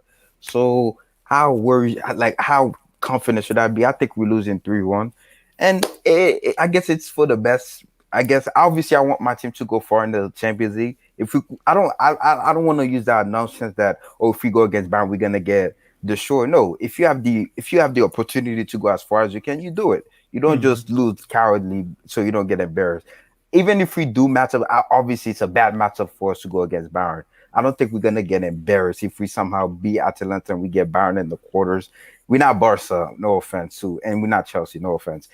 But yeah, I think we're losing to Atalanta, and yeah, I think it's gonna be 3-1. And as for the Man City, yes, and hatred, we are losing. Yeah, man, hatred. I'm telling you, we are losing, bro. Yeah, we're losing, bro. Yeah, we're losing. And this is before I know we're talking about Real Madrid now. For Man City, I forgot to say this. This is the best chance to win the Champions League too, because you don't have Real Madrid at full strength no more. Barcelona's not there. Liverpool a week right now. Juve are not even there. And by the way, Wilton. Sorry to interrupt you, Wilton. No, it's okay. But H, I have a question. I'll ask you at the last, right? Because it's a really important, and you have to think about this, huh? It's not just you can just say randomly anything, bro. Because this is a really serious question. But I'll ask you at the end, anyways. Go ahead. Okay. Oh no, I'm ready. I'm always ready. So Wilson, you're going with a 1-3 reverse psychology. No, it's not reverse psychology. Well, I know. Though, it's just. But do you agree with that though? Because Real's not there, Barca's not there, Liverpool, Juve, Atletico. Can they beat Bayern? The only team that realistically they have to worry about PSG and Bayern. And I have a feeling those teams gonna match up against each other. That's why this is City best chance to win it. The Champions League has changed. Like if we went back to 2015, 2014, Juventus were a threat. Bayern were a threat. Real Madrid were a threat. Barca. Atletico were a threat. So you had teams where there are 4 or 5 teams that you do not want to meet. But right now, the only team is that you're fearful of meeting is one team, really. Yeah. Because City haven't earned the right for you to be fearful of them. Because they've not won a CL. Even if they have not won a CL since 96, they've still won a CL. So it's still Juventus. Back when it was in 14-15. So, but now, the landscape has totally changed. Where Bayern are the only team where I want to avoid these guys. Let me just round up. Oh yeah, we're losing 3-1, and the world's gonna see Zidane is a fraud. Benzema's a fraud. Ramos is a fraud. Viltan, I want to ask you a question. Viltan, I want to ask you a question. Just blatant. After the Clásico and the Camp Nou and Real Madrid won, you came up on the Hangout, and I saw it. You came out on the Hangout and you said, "I will never doubt Zidane again." You literally said that. Bro, that was clearly my twin brother. I told him to get on the Hangout for me that day. So Wilton said you were emotional at that time. So yeah, I was emotional at that time because they were emotionally distressed. They were making fun of me at my job. There's a lot of Barcelona fans. Psychological problems. He's mentally unstable.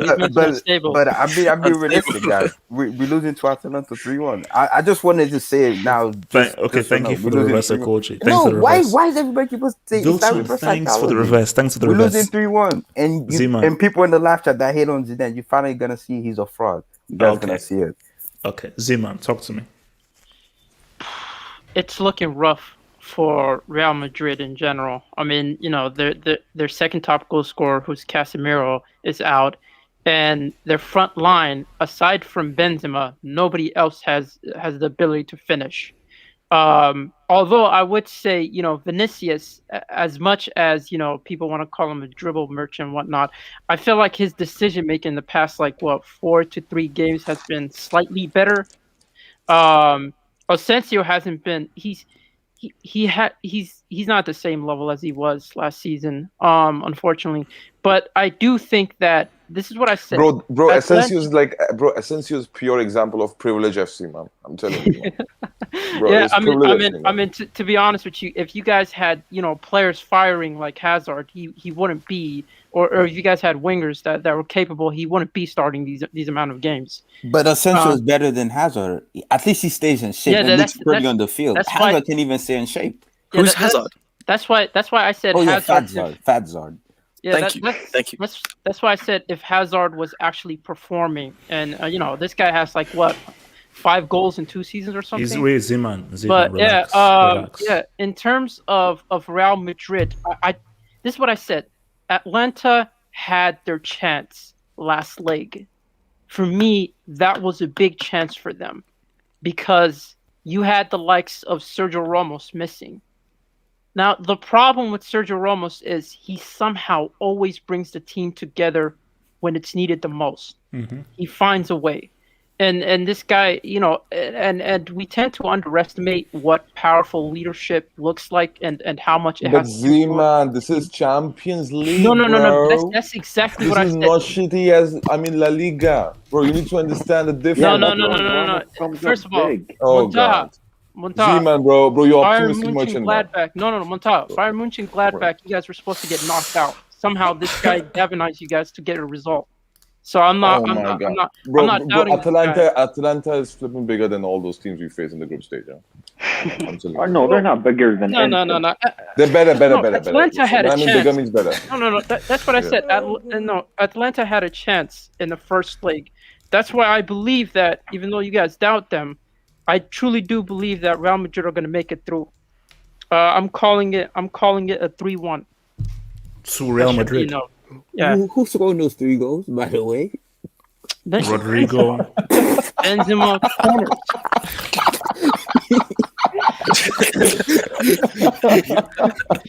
No. Monta and Bilton, you should be ashamed of yourselves. I know what you're doing. You're so shameless. You are so shameless. Especially Bilton. The thing is, Monta and Vilton, you should realize that Gatlock is recording all this. So when Real Madrid wins, bro, you guys are But I swear though, I agree with these guys. Like I remember. Brother Mo, one second. Also, sorry to interrupt you, bro. But Brother Mo, I want that receipts to be used against me. I want why I just want Real Madrid to lose. Of course, it's my team, bro. I want Gatlock to show me to prove me wrong. Wait. But let's see, man. Wait. Before I go to Mo, don't you understand how this works? You can't lose. Yeah, so win-win. No, do you think I care if my prediction is wrong if Chelsea win? Oh, wow, I got my prediction wrong. Who cares? Chelsea won. Yeah. So it's a win-win situation. That's why it's so powerful. No one likes to be wrong. Mo, okay, Mo, let me ask you this right now. Who do you support? I love to be wrong. I told you, I will never say. Okay, Mo, let's just say, for example, you supported Scunthorpe. Just for example. And Scunthorpe were in the CL final, and you predicted broadly, in the CL final, you put that Scunthorpe would lose to Bayern, 100% to fell, and Scunthorpe ended up beating Bayern. Do you think you would give a damn that you got your prediction wrong? Your freaking team won the freaking CL. Who cares that you got the prediction wrong? If I support Scunthorpe and we made it to the UCL final, I'd be happy enough just getting there. No. Okay. YSK Jackson, talk to me, man. YSK, talk to me. See, I don't need the reverse psychology thing with this right now, but I would say, wouldn't you say that this tie has been so disappointing? I mean, I'm not gonna lie, I was hyped for this tie. The red card changed it. But I was hyped for this card. So you can't really blame the teams. If it was 11v11, then boom, we can't blame the teams. You have to just blame the circumstances, which is the red card, because we don't know what would have got him 11v11. But I do agree with I think Muntaha that said play on the counter. I don't think Real Madrid should force the issue. But the problem with playing on the counter and sort of defending and parking the bus and waiting for them to fuck up is, are they disciplined enough to stay defensively stable for the full 90 minutes? Because yes, they are. Yeah.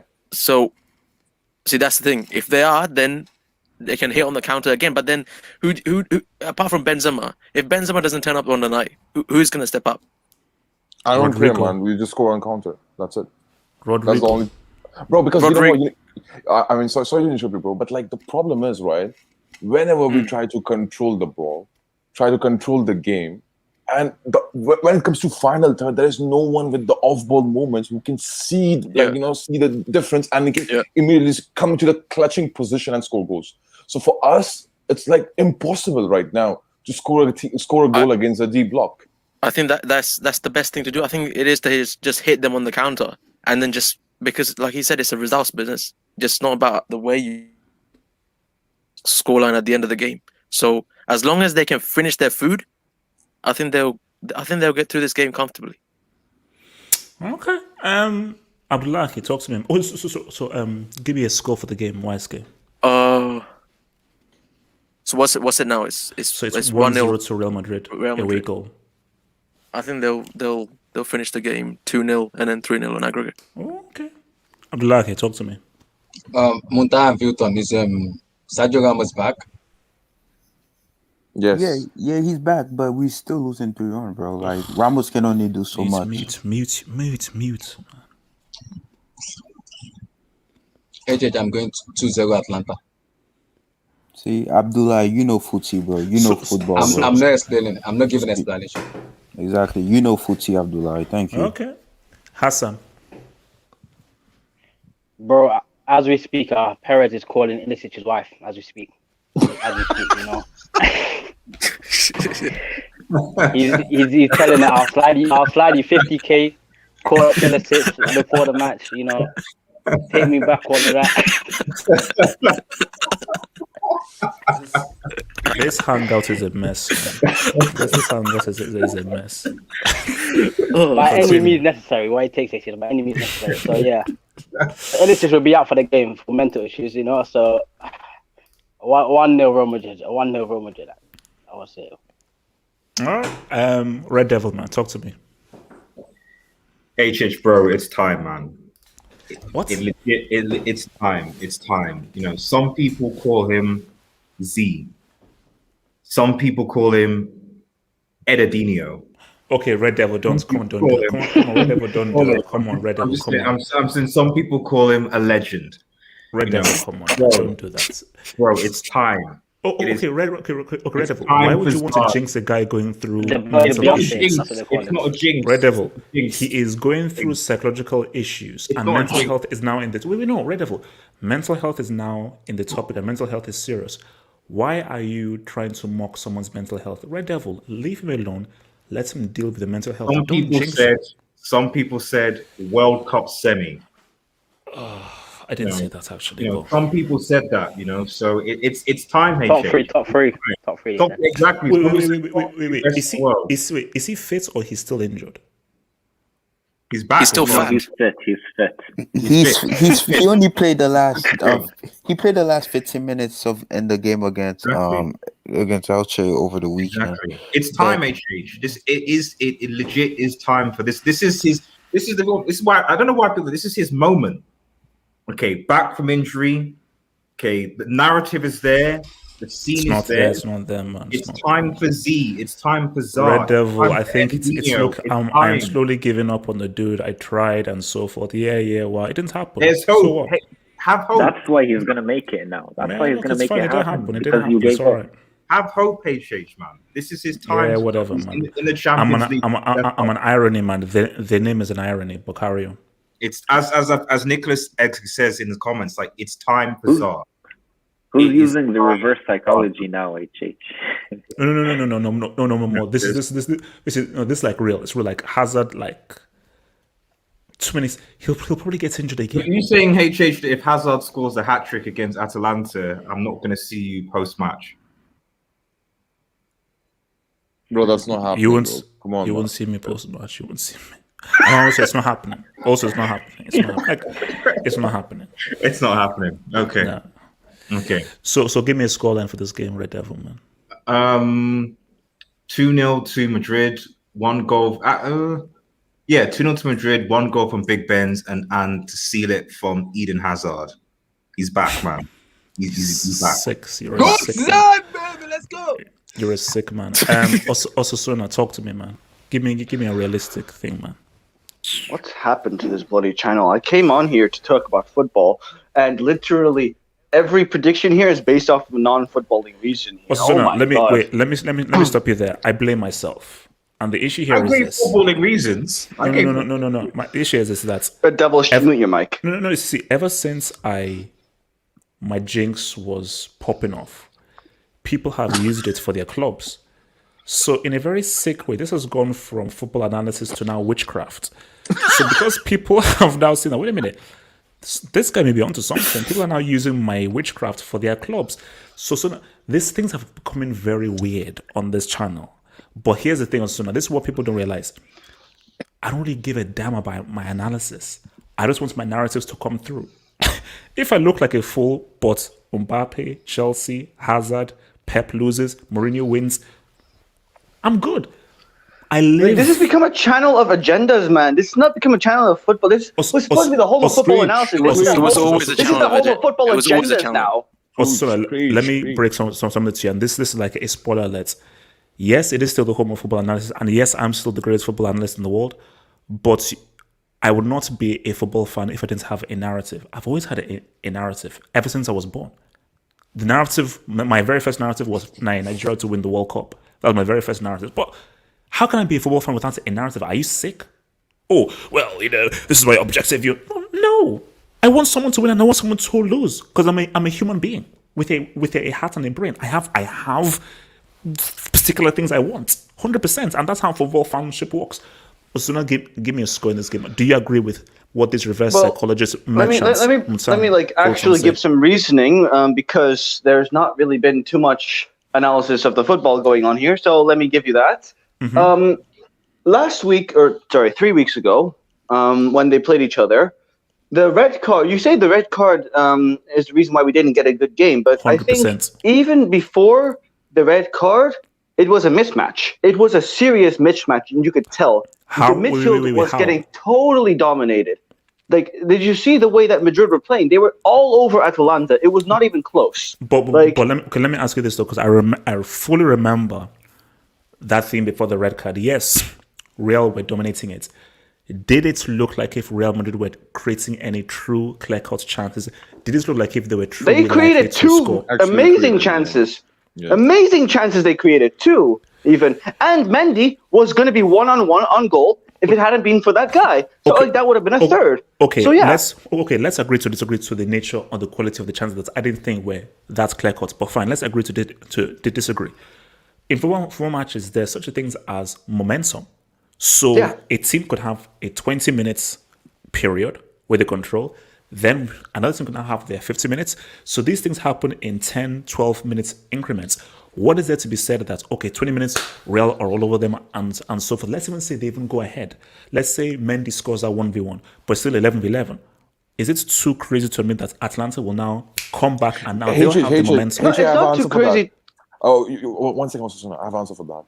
Bro, just think this way, huh? If the Atalanta would have been 11 men, definitely they are not going with the park the bus tactics. And we struggle against park the bus. You need to understand. Because if you give us open play, oh my God, then it will be bloodbath. I'm telling you. And that is why Madrid were dominating in the first minutes, because Atalanta were trying to play their game. That's why Madrid got those chances. When Atalanta closed shop after the red card, that's when Madrid really started to struggle to make good chances. But let's be real, though. Who was really going to score for us in that game? Even if it was 11 versus 11. anyone. My thing here is that, look, Benzema wasn't playing. That is pretty much their goal-scoring lifeblood. Ramos, we know that he can always come clutch. We can't say for sure if Homeboy didn't tackle Mendy. Okay, we can say for sure if Homeboy didn't tackle Mendy, Mendy would have scored that 1v1. So my thing is, let's just say we give them the 1-0. Real Madrid did have many. Vinicius is a guy who can either have a great game or a horrible game. That could easily be a game where Vinicius has 5 chances and he messes up all 5 chances. So it's all possible, yes, of course. But here's the thing. But that's hypothetical when you say, now. Yes, we're just talking about hypotheticals, and now I'm going to talk about the game on Tuesday, sorry. It's going to be a thing of Real Madrid shouldn't go for the counterattacks. They should go for controlling the game with the ball. 100%. As in not go for attacking, but slow the game down to a pace that Atalanta literally can't counterattack you because you're always in shape. Keep the ball passing around their box. Keep the ball in their half, in their territory. Keep possession, like how City will slowly ground out games. And it's just like how Real Madrid did it in the beginning of the season against Atletico. As long as the midfielders are upward and not they don't play the way they did against Atletico last week, it should be a pretty easy time to dominate the midfield and to create a very limited amount of chances in the game in its entirety. So I say a scoreline will be 1-0 Benzema to score. It's not going to be Rodrigo because I swear to God, this is a Rodrigo guy. Let me say something. Last season against Valencia, fucking Courtois had more shots on target than Rodrigo.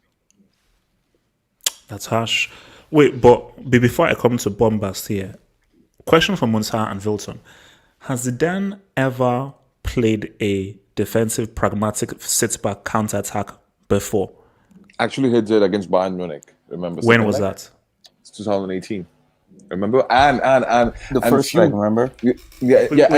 And few games last excuse season me, what year was that? 20 what? 2018. Remember the first leg? So what makes you think Second that he's going to... The last time he played it was not in 2020, was not in 2019, freaking 2018.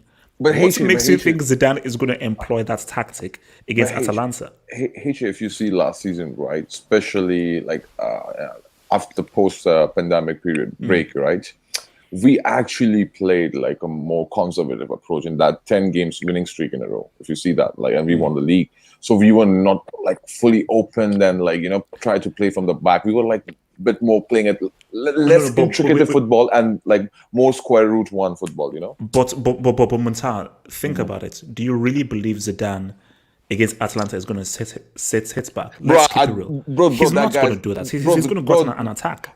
Bro, to be honest, for me, some of Madrid fans might hate me, but I don't like Zidane. He's arrogant as fuck. So he will not go for the defensive approach. I know that. No way. Definitely, I know that. He will never go for defensive approach. He will just simply play at the front foot, and that would hamper us. That would definitely hamper us. That's why we're saying we're gonna lose the game 3-1. But I still feel that if Real Madrid play on the front foot, it is likely they get the first goal, and if they get the first goal, I think the tie is over. If Madrid play on the front foot, they are getting mercilessly beaten because they need to go defensive to play Atlanta. If Atlanta score first, is game over. No, because what Madrid will do, they will come out. Let's just bring in Bombast. Bombast, talk to me. Real Madrid, Atalanta. Yo, what's going on? Can you hear me? Yeah, we can hear you, man. We can hear you. Go for it. Real Madrid will go through, man. It's just a bad matchup for Atlanta. I mean, it's one of those teams where you say, I admire the way you play, but it's just a matter of quality at the end of the day. If you try and play on the ball, if you want to take the fight to Madrid, they're going to cut you open. Kroos and Modric will get busy, and someone will find a goal somewhere. I mean, it's definitely something to consider for the coming season. You can't be playing like this and just like impotent football. But for the matter of this game, you will find someone who will find a couple of goals here or there. It's Real Madrid, man. They find a way usually. So why? So because basically, Vilter and Montal, both Real Madrid fans, they feel that if Real play on the front foot, Atalanta will pick them off on the counter attack. Do you see that happening? Because Real will play on the front foot. I mean, but can you not see Real Madrid turning the ball over a bunch of times? I mean, how much quality does Atlanta's midfield have, really? Like, for 90 minutes, they're going to control the pace of the game against Real Madrid? Come on, man. They'll find the goals. So give me a score. What's the score for the game? I'll say 2-1 Madrid. 2-1 Madrid. Oh, you guys are deluded. Yeah, and my problem. That's what Wait. Zeman. Yeah, my problem with Atlanta is if they concede the first goal, these guys are going to leave more spaces because it's like they always do that. That's how you find space between them. I think them playing their style is not going to work. Obviously, it's not going to work. They're going to have to play maybe a more defensive-minded style instead of just going up front. Zidane is going to have to be forced because he doesn't have Casemiro. So he's going to have to find a way to work around that. And the thing is, if we're looking at Atalanta as a whole, these guys have so much gaps. Like, they create so much space for your team to exploit, more so than other teams in the Champions League. So Zeman, I disagree with you. If you watch the first leg, right? Okay, regardless, Atlanta was 10 men. Okay, regardless, Atlanta was 10 men, but they defended really well. People say, "Oh, did Atlanta ever defended? Like, can they go for defensive approach?" They were forced to go for defensive approach. I can understand, but they did really great job because we don't have attackers to cut inside, to create, to take shot, to like off-ball positioning without Benzema. Okay, fine. But we don't have attackers, bro. You need to understand. Midfielders, how many times midfielders can only score goals? Bro, we have 2 midfielders and both of them are CMs. CMs, bro. They're not even number 10s. No, CM. but my problem is they can't defend. They can't afford to defend. They have to come up front. They cannot afford to start off the game that way. No, but they don't have to rush, bro. It's just 1-0. It's just 1-0. So they don't have to rush from a get-go, from a first minute, No, it's just that I'm not sure I trust Real Madrid in that tactic. I don't trust them to start off with a level-headed game. I don't trust Atlanta to start off with a level-headed game when they're down 1-0 from the first tie. Again, I said the first leg was their best possible chance of making it through. And it was disappointing because they didn't take that opportunity. Yeah. Okay. So wait, let me just take a few of these dubs, and then so from Los Colchoneros, man, thank you for the dub, Mr. Los Colchoneros, who says these lots rinsing your reverse psychology. No, easy Chelsea derby. First, Los Colchoneros, don't you dare mess with the jinx. And Los Colchoneros, you know what's next. And yes, these guys are stealing my witchcraft. From Gatlock, thank you for the dub, who says Sunday Hangouts equals Hogwarts hot for agenda merchants. Gatlock, yes, witchcraft has finally landed in its place. And my thing is this is supposed to be analysis, but for some reason, does everybody keep on saying we're because you're stealing my tactic. No, but analyze the effing game. It's called being humble. If we're being, we win. Sometimes we win. People say, look at this guys. They're arrogant. You have 15 seals. You're not supposed to be humble with those many seals. You're supposed to be arrogant. That's the reason we have 15 seals, because we are humble. Give me a break. HH, you taught everyone what humble means when you said semifinals Chelsea, and it didn't happen, and you had to go to the Brick Academy because of that. So people are Ziman, can you mute your mic, please? Thank you. So guys, things are gonna get. You should learn from the lessons, man. You should learn the lessons. Okay, things are gonna get very real. So guys, look, I'm not giving a prediction for this game. Now, I have an announcement to make, guys. On Twitch, we start we start at 1 p.m. on Wednesday on Twitch. So this is how we go to go. From 1 p.m. we begin the pre-game thing, and hopefully this guy over here in his Chicago place will be joining me, and maybe a few guys. So from 1 p.m. we start on Twitch. So why we start to do that? It's called live. Okay. Because the Twitch pretty much thing is about vibes and giving hope and so forth. So from 1 p.m. we start on Wednesday, and then obviously 7 p.m. is when we have the lineup preview. Let me tell you where I'm at right now, and then I'm going to give it to you guys because this is your platform. So my thing is this, guys. Chelsea are close. Unfortunately, they don't have Lionel Messi Mounts, who is a huge loss. And I'm going to be honest with you guys, and this is totally by the way, here's also another example of privilege FC in your team. Muntaha. Guys, I'll be with you. I have no idea how this game is going to go.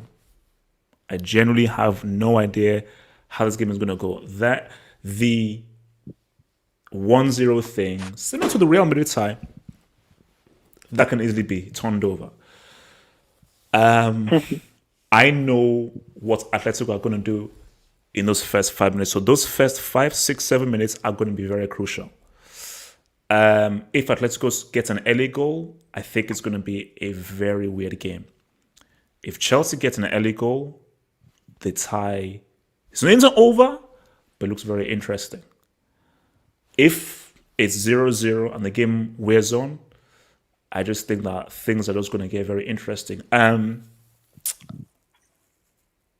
It's going to be a different Atletico that Chelsea will be facing, because it's going to be a team that will now play on the front foot, and I believe Atletico are going to aggressively chase that first goal.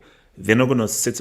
Well, they can't sit back. They're not going to be pragmatic, or they're not going to slowly come. They're going to, similar to what they did, I think his second leg against Bayern, I feel, where first 5 minutes, these guys just went all full they got the goal, then they sat back. So it's going to be interesting to see if Atletico score first, what their reaction is. Do they score first? Do they now sit back? Or do they score first? Or do they now go for the second and the third? So there's so many things around, and I think for Chelsea is the lineup, because what's it called? Tuchel is a lineup merchant. This guy changes the lineup every single time. So I've talked. Abdullahi, where is your mind at? Wait, HH, I didn't go for the Real Madrid game. Oh, sorry. So what is your thoughts on the score you have there? Okay, I'm gonna be quick since you've kind of moved on already. I'm not gonna give any BS. I'm just gonna give straight up football analysis. First of all, look, this is why Real Madrid shouldn't go defensive. You're only 1-0 up. The last thing you want to do is give Atalanta confidence. If you let them have the ball, let them control the tempo, you're giving them confidence. And that's the last thing you need, especially with a team like Atalanta, where they don't have as much quality as you, but you can bet anything that they're going to be playing with a lot of spirit. So don't give them an extra boost of confidence. You control the game. You know you have Modric and Kroos who can control the game.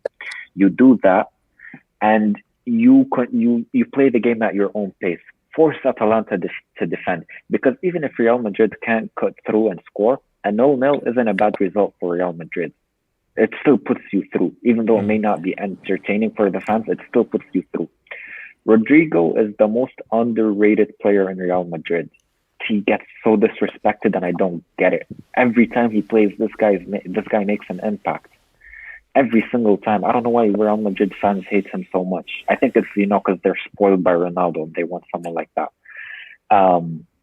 Vinicius, over the past few games, I've noticed something. He doesn't have a left foot, and he's not very comfortable cutting into his right foot.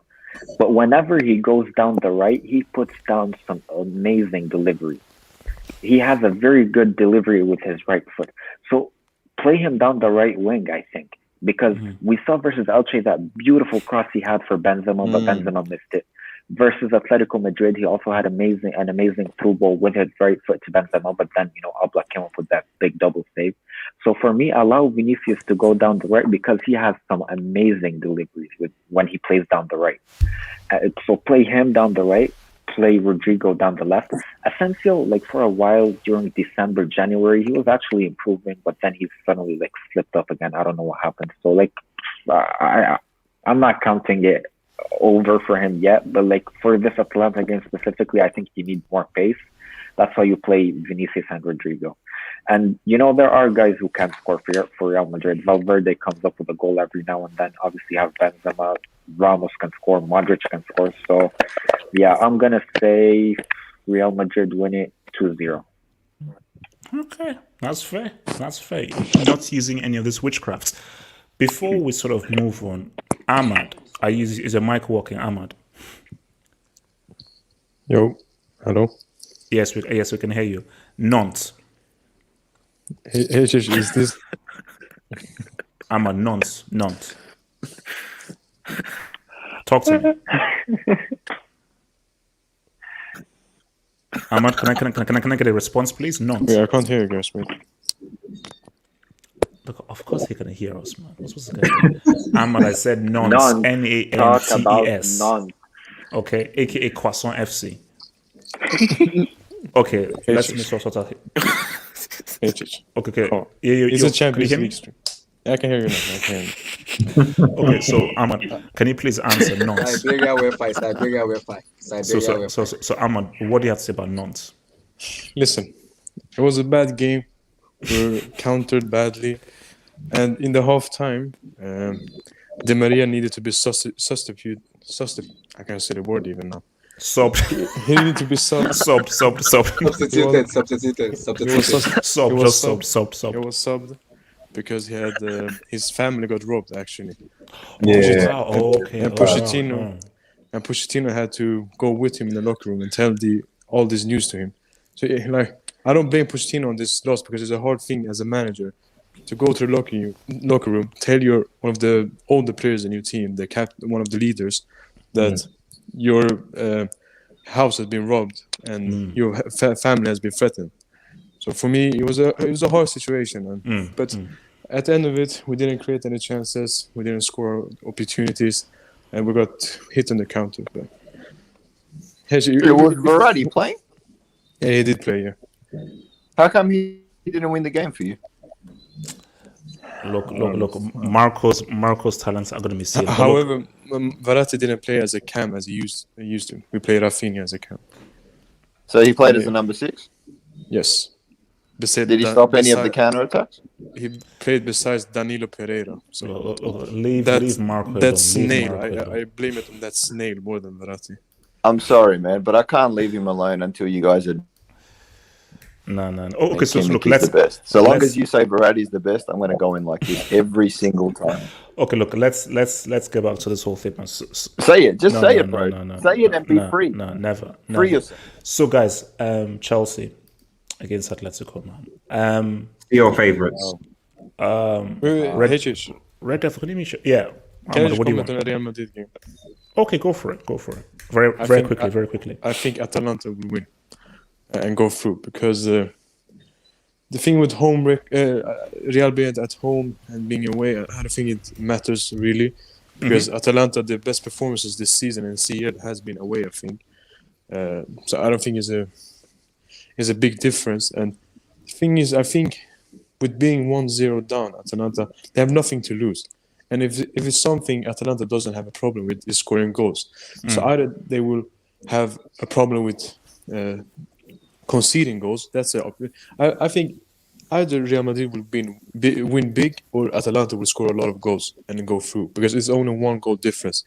And they didn't play with 11 men last time. So what score do you say? I think 3-1 Atalanta. They go through. Okay, so guys, let's get back to the real cheese, man. Chelsea, Atletico. So guys, look, here's the thing, okay? This is what you guys need to understand here. I will repeat myself.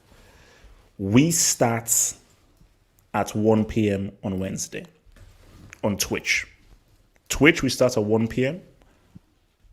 on Wednesday, and then we build up all the way through up until 6 p.m.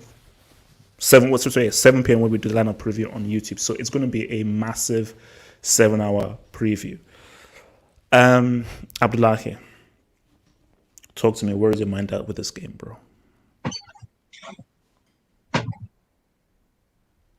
I'm confident and cautious. Where is your confidence coming from? There's no Mount. I don't care about Mount. I don't care. He's Chelsea's best player. He's Chelsea's best player. So. Right there, don't see their comments on this thing, but Abdullah, continue. Continue. Other people can turn up. I am confident because I know Atletico Madrid will mostly kind of defend. It's 1-0 to Chelsea, which is a very good result. Yeah, so they have to attack. They're not going to defend. Where Atletico have problem is if they come out at Chelsea will be there because we are very good at defending. In attack, the problem with Chelsea is we don't score the goals. That's why I say I'm even happy that no Messi Mount now. So there's other players who can literally turn up and show their talent. Let me ask you this: is Chelsea very good at defending? Which great attacking team have Chelsea faced? Not really, apart from Liverpool. Not really. Not kind of big team that much. There we go. Mm-hmm. So I'm confident. I'm confident as a fan. I'm confident in going to Atletico match. I'm very confident, but very cautious because I know Atletico. I know the way they will play. So I'm very confident and much cautious. Not that overconfident, but I am confident as a fan because we will turn up. It's at home, so I'm sure we will turn up. I'm very sure we will turn up. So I am not kind of worried or scared at all. In terms of the lineup, in my head, I already know what Tuchel is gonna play. I know what's gonna play. I know in my head. It may kind of have a little bit switch, but I know what's gonna play. I know. So I am confident. What is the lineup? So what lineup do you think you will go with? I don't care. 1-0 flock, I don't mind. 2-1, I don't care. I just want the W. Anybody can score. Rudiger, Christensen, Alonso, anybody. I just want to win. I don't care anymore. Even Mendy can come and score. I don't care. Okay. So, I just want 1-0. Okay. Wow, that's extreme. So you're not fearful of what Atletico could do? I don't fear because it's football. it's 50-50 match. You go out there and play your football. The first leg, I see where Atletico play. This second leg now we are home. So under Tuchel, I've never seen us being panic, we play our ball, our football under Thomas Tuchel. We express ourselves. So Atletico Madrid now have to come out at us because they know they need that goal. And when they come out, we get them open. We will literally call them out open because if they come out at us, it's a total wrap because they know they're gonna be in trouble if they come out. That is why I'm happy because now there's a creativity in that team. Player like Kai Havertz, when you give him that space, he will come at you. He knows how to pass that ball. And I've been shouting on Chelsea a lot this year about the decisive moment in the final third. That is why I want to see Kai Havertz play because when you give Kai Havertz when he has that ball on his feet in the decisive moment, he knows when to pass and when to shoot. And the most important player in that team will be Olivier Giroud. So let me ask I want him to play. Let me ask you this. Do you start with Kai Havertz as a false nine, Werner as the striker, Giroud or Tammy? No, I start with Kai Havertz and Olivier Giroud together. I'm not gonna play with Timo Werner because I know if Timo Werner sees a chance, he's missing that chance. It's Alvaro Morata 2.0. So you're benching Werner? Yeah, I am playing Cho ahead of Timo Werner. I am playing Carlo Mosnodo ahead of Timo Werner for me. So I'll play because Tuchel played back three. So I'll play Kai Havertz and Cho together with Olivier Giroud as number 9. Okay. I won't play Timo Werner. So do you have a scoreline? Yeah, I'm going 2-0 Chelsea.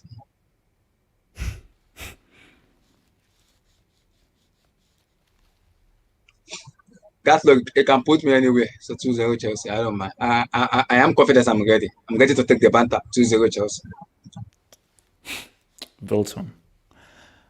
Actually, wait, Wilton, let me ask you this. Do you think Simeone will bench João Felix for this game? Or do you think he starts on? Do you think he'll actually bench him for this game? No, he's not gonna bench him. I think Felix has to start this game. He did start the Madrid derby, and that was a huge game. But at the same time, though, he did start him against Getafe over the weekend.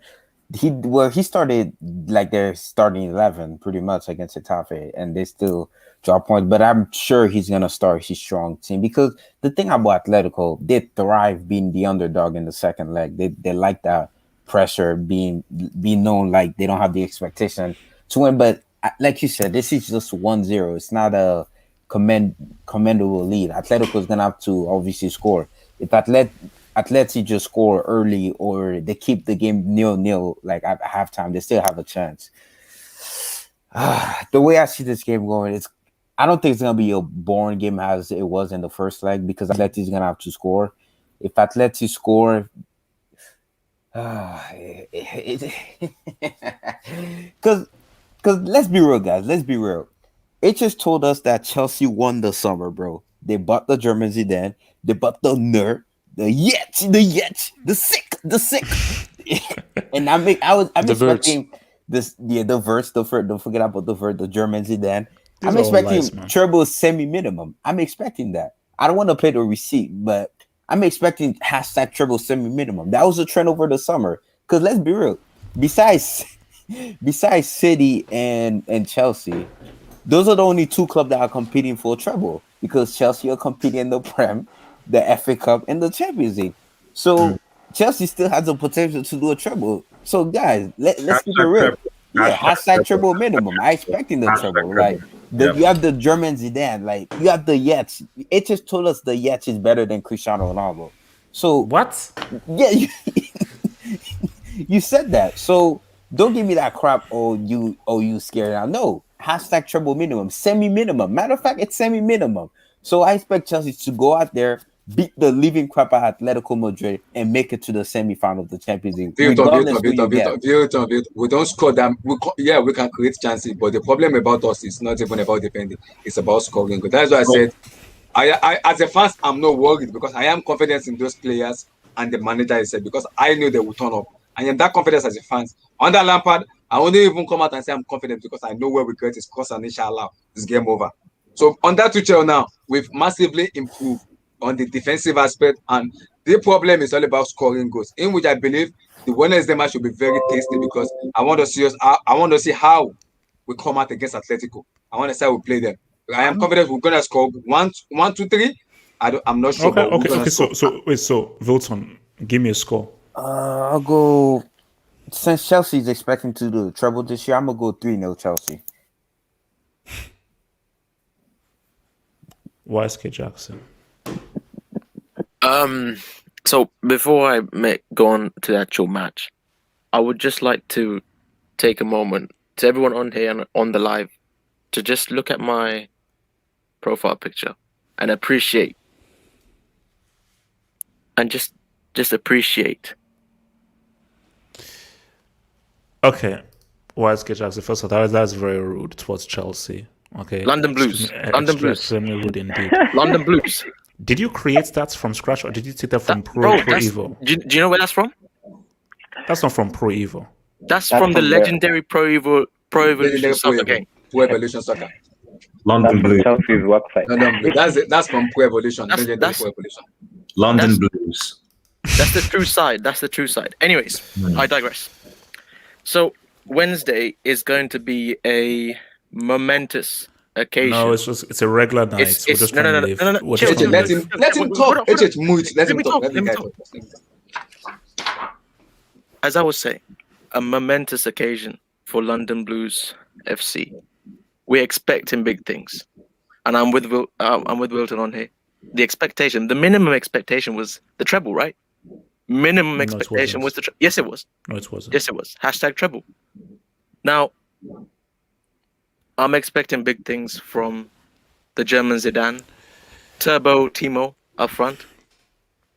Goals galore. I want to see goals. And Timo. Chill. I'm expecting a Timo Werner hat trick in this game, which you're not going to get. I said no. I said a week ago a Werner hat trick in the second leg. Werner's going to deliver in the second leg. Okay, give me a footballing reason as to why you believe that's going to happen. Give me a footballing reason as why you think that Werner, a guy who has been horrendous this season and who misses 1v1s for fun and who literally is Timo. Who's Morata protocol? So why? Because you see, you have to give me a footballing reason because I don't believe you. No. Hold on. It's conceive, believe, achieve. YSK, I have all the respect, and Coach Neros knows this. I have all the respect for Atletico Madrid, and I will not disrespect a team who have been to the CL final twice. That Chelsea will beat them up. Are you not the best? Are you not the best football analyst? Yes, I am. And was it not you that said that London Blues are expected to reach the final? And let me explain. I said that because I was high. So since I'm not high right now, the weed you're smoking is intoxicating. YSK Jackson, you have to understand this right now, that I respect Atletico Madrid, and this game is going to be Tuchel's toughest game. Why do you have so much little? Hold on. Why do you have so much little faith in your own team? Let me respond. I understand it's complicated. Let me respond. Leeds. That match against Leeds showed me that, because Atletico are going to watch that game and say, wait a minute, nobody's really tried to press these guys. I disagree. Nobody has really tried to go out and attack these guys. Wait, let me just disagree. I know you disagree. Let me explain this myself. So Atletico, we're going to now see what Chelsea are made of, because Atletico are going to come out aggressively. So once they come out aggressively, I don't know how Chelsea will respond. Let's hope they respond well, because they've been defensively good. I want to see what your reaction would be when London Blues surgically remove Atletico Madrid. Why is Jackson? This my response to the lead matches. The Saturday match against Leeds. I understand why Tuchel used that thing, because of the pressure of the Mr. Endorsement in himself, in which I don't want to mention his name. So it's been on social media for long. I can understand that, because we know there's a big match. If the player gets injured, there's gonna be a problem at the Atletico. I know that. So I know the formation is putting out on Wednesday. So as a fan, I am confident about that going out to play. Now, why don't you have the same belief and confidence as Abdullahi? Because no, because Abdullahi is a bit mad. So because Abdullah is a bit mad, that's why he's going for it. So it's not confidence, it's madness. It's thank you. I think that you admit that they're crazy. YSK is a bit mad. My thing is that, look, Atletico is not Bayern, they are not Man City, and they are not PSG. This team can be beaten. They can be beaten. Oh, they can't. Who said they can't be beaten? Best team in the world. No, I said the fourth biggest brand in the world, based on just history. Okay. My thing, my thing is that, look, so YSK, just give me a score so I can move. Give me a score. What's the score on the night? 3-0 Chelsea. So 3-0 Atletico. Interesting. 3-0 Chelsea. 3-0 Atletico. 3-0 Atletico. So red 3-0 Atletico. So Red Devil. Thoughts for the game?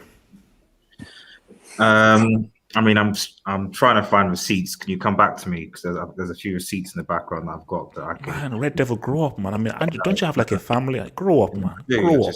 There, yeah. Mute your mic. No, it's okay. I'll give my thoughts now. Okay, give your thoughts now. Give your thoughts. Yeah, that's good. So, and I'll give a legit thoughts here. So, obviously, the first game in Chelsea and Atleti, Atleti really didn't offer much. I think so. I was very surprised by that, and to be honest, I'm more of a Diego. But they were going for a 0-0. Yeah, exactly. But that's what surprised me about this game, because it's not like, whatever you say about Chelsea, it's not like Chelsea have come across as world beats or champions, and Atletico Madrid have the firepower in their squad to be able to perform and certainly play. We've seen that. We saw that at the weekend to a certain extent. So why they did this against you, why Diego Simeone reverted back to attack, I don't know. And so why I'm starting with this is that it again also goes to how Diego Simeone is going to mentally set up. Because I think a lot of people here are already thinking, oh, Diego Simeone is going to go out and attack and press Chelsea. I'm not 100% sure he's going to start like that. Maybe in the second half, maybe in the last 30 minutes, but I'm not 100% sure from what I've seen in Diego Simeone in Champions League in the last couple of seasons that he will go that way. I have a feeling that he will start this second leg the same way they started the first leg, and then maybe over time when he's got a bit more control, maybe a set piece or something, he'll then try and do something.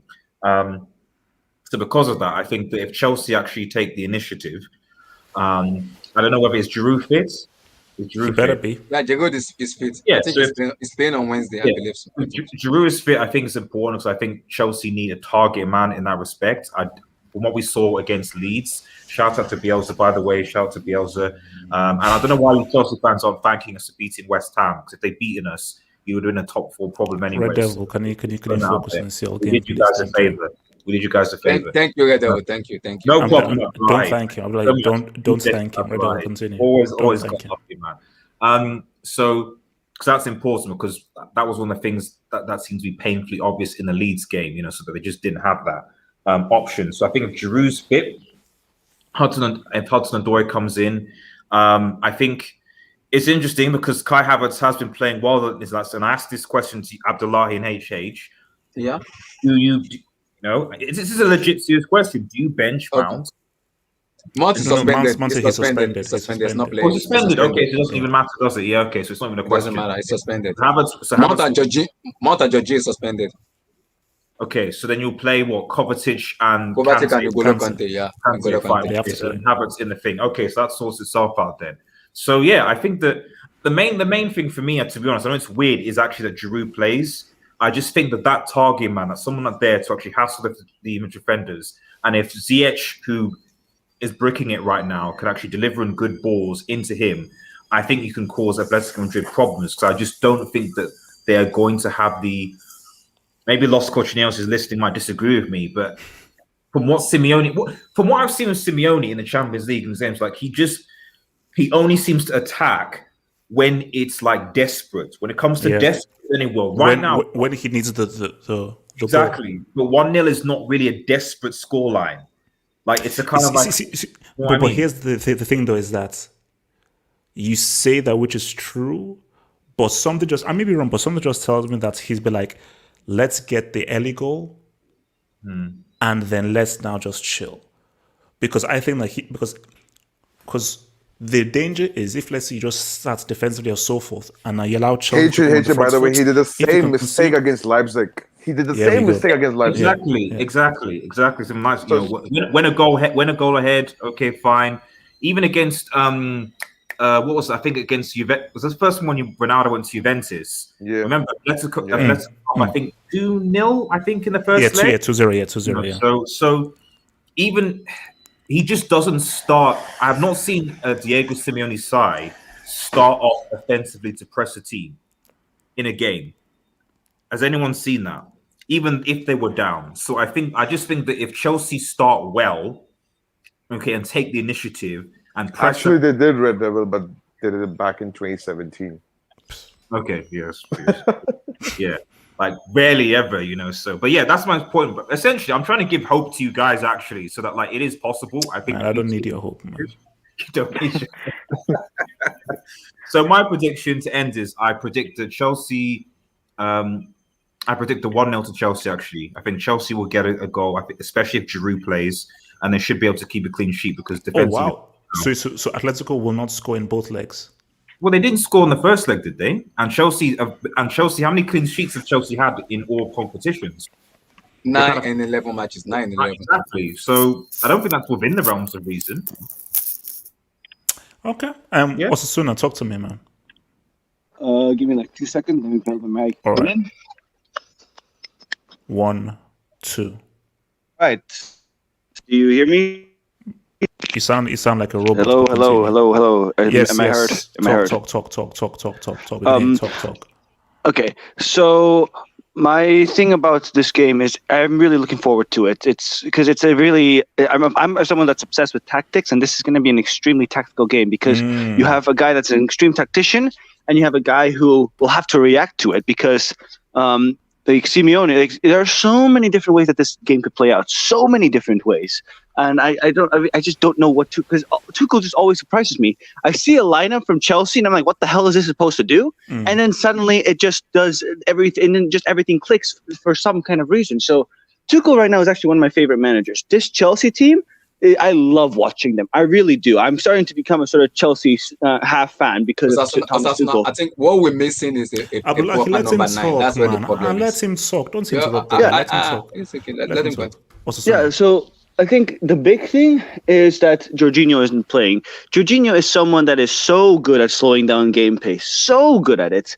And that the fact that he's not playing, it might cause issues for Chelsea because Kovacic and Conte are just not as good at controlling tempo as he is. I think also a big thing is how he uses Hudson-Odoi because he's going right back to the back five because clearly the back four just didn't work. So the back five is going to return. Hudson-Odoi, like I was listening to the Chelsea stream on Thursday, and I heard like people saying like his best position was that left wing or that left forward position. I actually think that he looks the most dangerous when he's playing right wing back. I think it's just because he's so damn fast. It is like I remember the game against Wolves. It was just every time down the right, just so scary to see. But Osasuna. Osasuna. But let me go with my thing though is it's just true he was really good at faster, but then look at the goal that Chelsea scored, the first goal against Everton. I know it was due to his skill. I think his strongest asset is his dribbling ability, similar to, because for me I liken Hudson-Odoi to what Kingsley Coman is doing. But why not give him that space to dribble in? The right wing back space is like that's the biggest space you can have on the pitch. That position is the biggest space. True, Callum Hudson-Odoi is good attacking, but in defensive is a suspect. That was why I will play with James Moore ahead of Cho. I would love Cho to play on the left wing because that is his best position. People may come an argument. It's very good on the right and the left. On the left wing is damn good. That's why I said I don't see him playing Timo Werner on Wednesday. That's why he wants to play Cho because 1v1, I love Cho to play there. But Osuna, you should know this playing football. So being football, you should know this.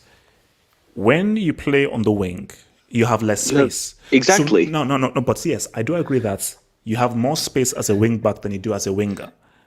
But my thing is that if you play centrally, that's even much more space for you to maneuver, because even if you're wing back, it's really still okay. You now have much more of the length of the pitch to go through, but it's still really that wing position.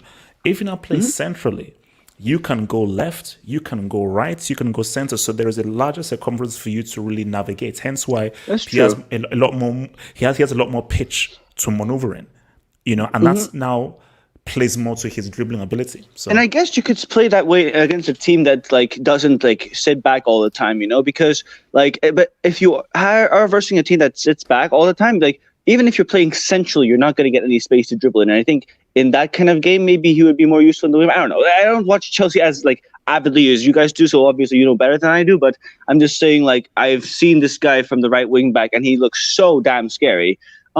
So here's the thing. I think what Tuchel is going to do is he's going to go with the Hudson-Odoi at the wing back thing, because it's going to be it has to be a very slow-paced game. And not the wing back thing, on the left wing, because it has to be a slow-paced game. And when the last thing you want this Champions League without fans is very different to Champions League with fans. Champions League with fans, you play attacking at home because you have the home fans, right?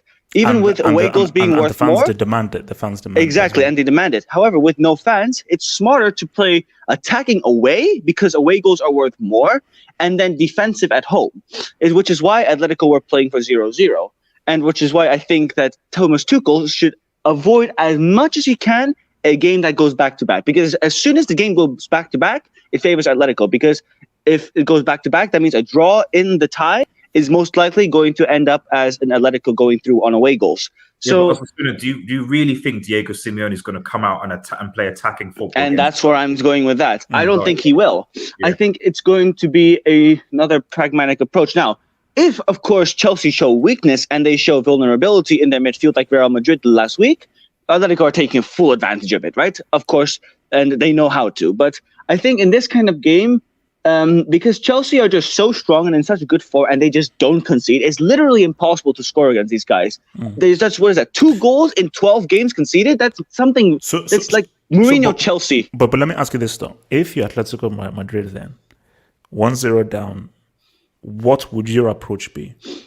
Would it be my approach personally would be going for a completely counter-attacking system where like you basically just pray that Chelsea show weakness, because you're not going to beat Chelsea when they play well. It's just impossible. Chelsea are one of the best teams in the world when they're on their best. And I'm not a jinx. I don't believe in jinx. So you can believe me when I say it. Chelsea are one of the best teams in the world when they're on it under Thomas Tuchel.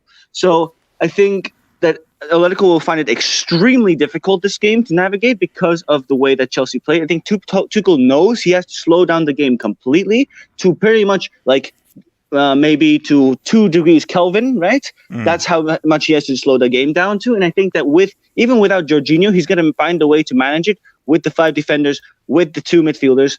And so I'm predicting a 1-0 win for Chelsea, maybe 1-0 or maybe 0-0, but it's not going to be very high scoring. Simeone's not going to have the players to react to it, and it's going to be something along the lines of maybe another moment of magic from Giroud, something special from Hudson-Odoi.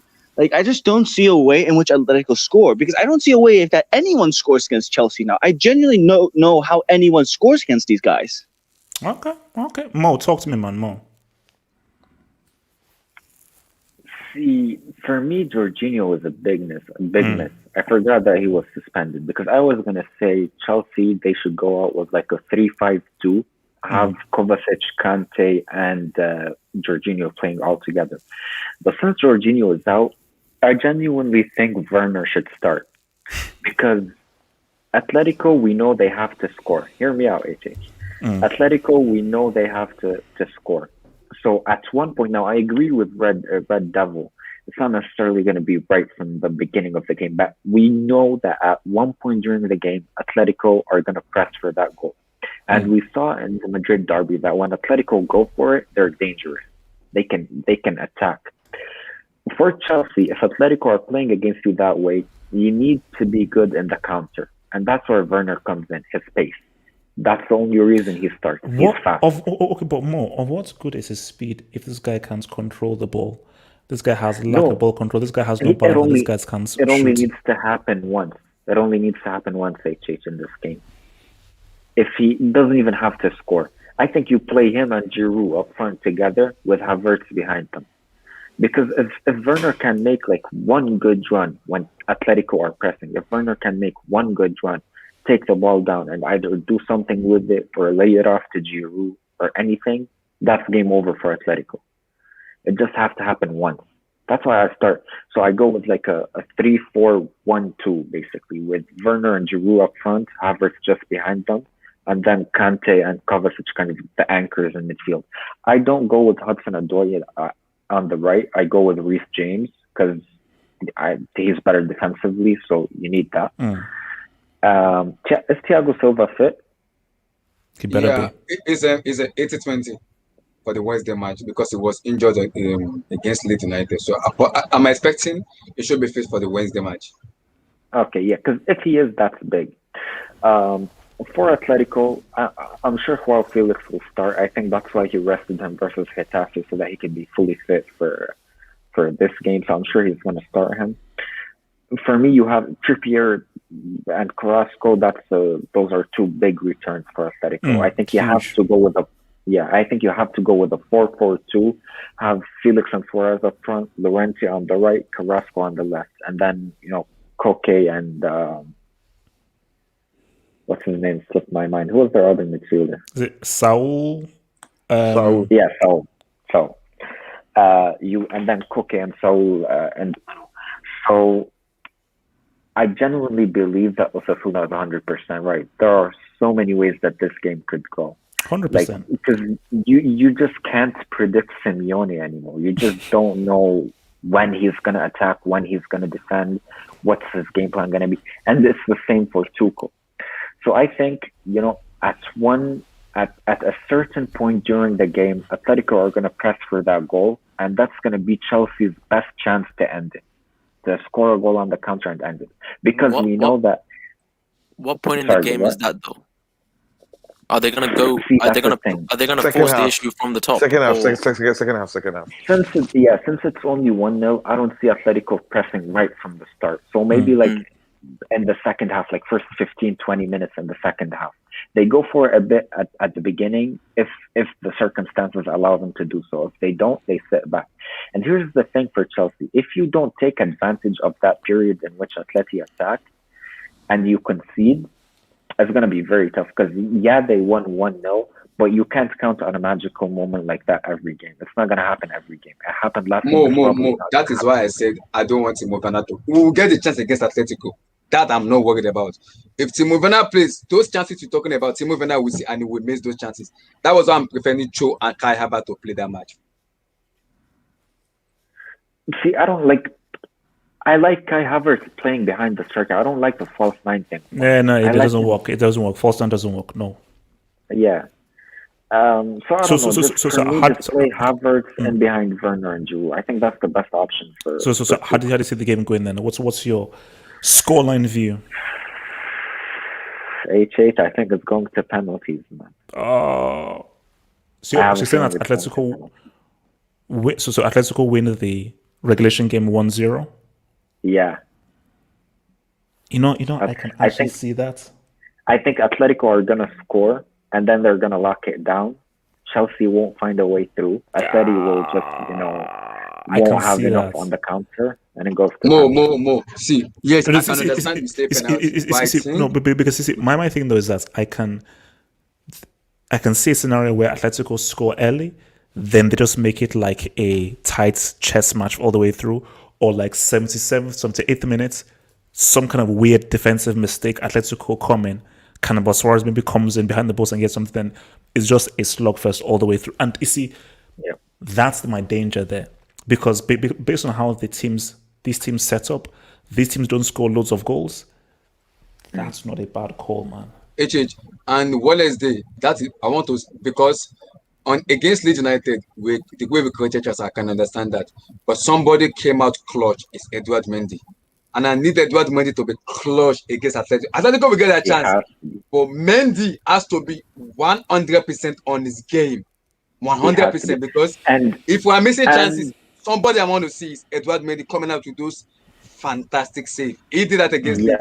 I want to see that. 100%. And the other person too, because like in the first leg, I think it was Rudiger marking Suarez most of the time. Rudiger cannot allow Suarez to get under his skin. He has to rise above it. He has to, because that's what Suarez wants. Yeah. Once he gets It's under your mental, skin, that's when he thrives. So mentally, Rudiger has to completely ignore whatever Suarez whispers in his ears, his dives, all the irritating things that Suarez do. Rudiger has to ignore them completely and just focus on your game. So that's going to be key as well. Okay. Amar, talk to me, man. How did you see this game flowing? Atleti Chelsea. Amar wants. Oh, you go. First, HH, why are you so obsessed with João Felix? He's a very good player. It's not From that the he eye test. solve Atletico's problem if he's benched or not. Sorry, say again? It's not like him being benched against Madrid is a big problem, or he will solve any problem in that game. I think they were better off without him. But my thing is, if he had started, I'd let him maybe get the second goal. If he had started, because you can't deny what he brings to the attack. So maybe he doesn't have the right pressing, counter-pressing, all that stuff, but he is a talented player. Yeah, but he needs the ball to be good. The thing Atletico did against Real Madrid, in my opinion, was they pressed a lot, they were aggressive, and they got the ball from the midfield by Real Madrid's mistakes. I don't think João Felix suits that system. I think he's a wonderful player, and he's one of the most talented youngsters, in my opinion. Oh, no, I agree with you. I don't think he doesn't suit them. He's not a crucial player that needs to play every game. But on the game, this is the most difficult game to predict. Yeah, for me, it depends on how Simeone approaches this game. I don't think he should go all-out attack or being too offensively. I think he should approach the game as the same way he did against Real Madrid. Not being too offensively, but be aggressive in the counter press. Be aggressive in the midfield and trying to get the ball and counter. And because they only need one goal. We all know if they get a one goal, we all know what they're going to do. They will park the bus, second bus, third bus, and then maybe try to nick another goal or extra time nick a goal. And I found Osasuna made a great point about Jorginho. In my opinion, Chelsea's most important player besides Thiago Silva, because if we all know how Tuchel wants to play. He wants to keep the possession and then hit when he sees the space. And Jorginho is the best at that, keeping possession. I don't think Chelsea has a player that can keep the possession as him. Kovacic maybe comes close, but Kante, the guy can't pass. I've seen enough of this guy right now, HH. The guy can't pass. He makes great tackles, interceptions. I think the problem is Jorginho not playing is a flaw. I understand it's a big miss, but I think Tuchel will play Diego Simeone on his game. I don't see us getting that possession because Jorginho makes us good at possession. I think he will mostly go defensive and counter Chelsea. That is why I said, and I understand why Mo said he wants to move in because Tuchel sometimes, if you look at it, this team it knows Atletico will come out because they want to score goals. He will only tell Chelsea, don't attack them. Just go on the defensive and hit them on the counter. Beat Diego Simeone on his game. Beat him on his game. I think that's what he's going to do. The whole point of counter-attacking is to have a midfielder who tackles the ball and then counter-attacks. Kante, he tackles the ball and then passes to the opposition. Like the guy can't pass, he can't go forward. He's so useless. But then who played that? I think for the goal against, I think it was the goal against Liverpool. Who played the ball to Mount? It was Kante. So Kante isn't as good a passer as Kovacic or Thingy. I 100% admit that. But for me, I still feel that specifically in the final third, I would rather want Kante in the final third over Kovacic or Jorginho. I hate to use your eye test skills right now. When you watch Chelsea, and whenever Kante gets the ball, he drives with the ball. He's so useless with it because he gives the ball away every time. No. Like I've already said before, like Kante needs to evolve his game into being the DM. That is where he needs to be. And I think that is where he'll be most, because I just think he doesn't have the legs he has anymore, because he could do some good things, but the mindset he'll just lose the ball and have a lack of a control of the ball. But it is what it is. Like, but the fact that Jorginho is not there, so you have to now form a philosophy and a strategy with where you only have Kovacic and Kante in there. So it's just a case of, you use Kante's strengths and so forth. And when you have the ball, you have to ensure that that ball is quickly moved out into those attacking areas if you see the overload from Atletico. So, Yeah, like, I'm not denying that Kante, in my opinion, one of the best at tackling and getting the ball. If he just can get the ball and just offload it to a player like Kovacic, who's good at driving with the ball, good at dribbling, that would be dangerous. But the thing is, this game is so close. But the only thing I would edge to Atletico Madrid is that I think last game they had a lot of injuries. They had just come from a lot of players having COVID. They had a bad form in the league. I thought that most of the players played out of position, especially Llorente. I think the guy is key in the Atletico system. And if he plays the centre mid, I think it's a huge difference. And Carrasco, I think he's playing, right? He's 100% fit. Yes. He will be key because that guy Lamar is useless as a he's a guy that's crap. Man. The guy's crap. So one more thing. I wouldn't start Thiago Silva because the guy has just come from injury.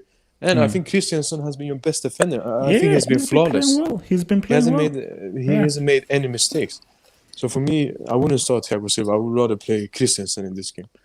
And prediction, actually, I agree with Mo. I think it would be 1-0 to Atletico and then penalties. I think Werner takes the 5th penalty and misses it. Zima, talk to me. Like everyone said, this game is really interesting. In terms of what Atletico style is what style they're gonna come into this game. My thing is for the first leg, Simeone was dealing with certain problems and certain personnel not being available to him, and he lost 1-0. And playing that defensive style game, it will only come off as being the right tactical choice if they make it through. So the first leg is pretty it's predicated in the way you look at it, in the perception that the first leg has is going to be predicated upon how well they do in the second leg. My thing is, I do think Atletico have been kind of showing their weaknesses and some problems that they've been dealing with on a consistent basis, which is when you attack them with a counterattack, they seem to really struggle with that. And it's mainly because of it's down to two things. It's the personnel and the tactics. They don't have a player like Conte to play between the center backs and the midfielders or the players that are playing advanced positions. Koke has been playing there and he's been doing relatively well. Before that, it used to be Kondogbia. So that's where you usually hit them. Their biggest problems is, I've always said this, their biggest problem is their flank play. If you could get them off the flank and put some counterattacking crosses into the box, they seem to really struggle. I would say that having Trippier he's massive and he's improved certain positional plays of other players in terms of not having to compensate in terms of positioning for the defensive setup of Atletico in general. I would also add that Carrasco is the face of Atletico Madrid. This guy's ability to balance the game and make and bring other players into the game because of his dribbling abilities and his abilities to link up. It's very crucial. But I would also add, most importantly, that a player like Morso, who was out because of COVID and who's been kind of struggling to get on form, he's looked relatively decent. He's actually improved. So for me, from a defensive standpoint, they do have players that are on form as of right now. But the thing is, again, they struggle with tactical reasons. I attribute their problems to it being tactical more so than personnel because of their defensive shape and their offensive shape when they go in for attack. So who do you think has the edge then? If just looking at the context of the game, just overall, who do you think has the edge, Atletico or Chelsea, coming into this? Coming into this, I would say that who has the edge, it's more so, it's down to Chelsea's setup. Because for me, it's about it's about you have in your attacking mid positions. You have Havertz and Mason Mount is going to be gone, but the problem is you guys lost a crucial player to your tempo, which is Jorginho. So you guys are going to have a Kovacic and a Conte. Now Conte is not. He's going to be asked to do something that he's not relative. It's not his best attribute, but he can do it. It's his best attribute, but his job is to intercept. That even if Carrasco is playing and the rest, Kante's job is not even go forward. That is why Kovacic is there, because he can break the press. So N'Golo Kante's job is to sit, be the number 4 in the defense. That is why I'm happy in playing, because I know Luis Suarez and the other guys will get frustrated, because now there's Conte. Okay, that will get them frustrated. So Zima, just tell me how you think this game is gonna go. Just tell me how the game is gonna go. How it falls through the general story of the game and the score. Okay, I would say that Atletico are going to come with a 4-1, 4-1. Again, Chelsea, it could be anything. They seem to be tactically fluent in terms of what the manager wants from his team at the moment and his desired outcome from the game. He does. There seems to be patterns within his play where he's more possession based more so than anything else. But he has shown that he has flexibility in terms of the team he's going to face.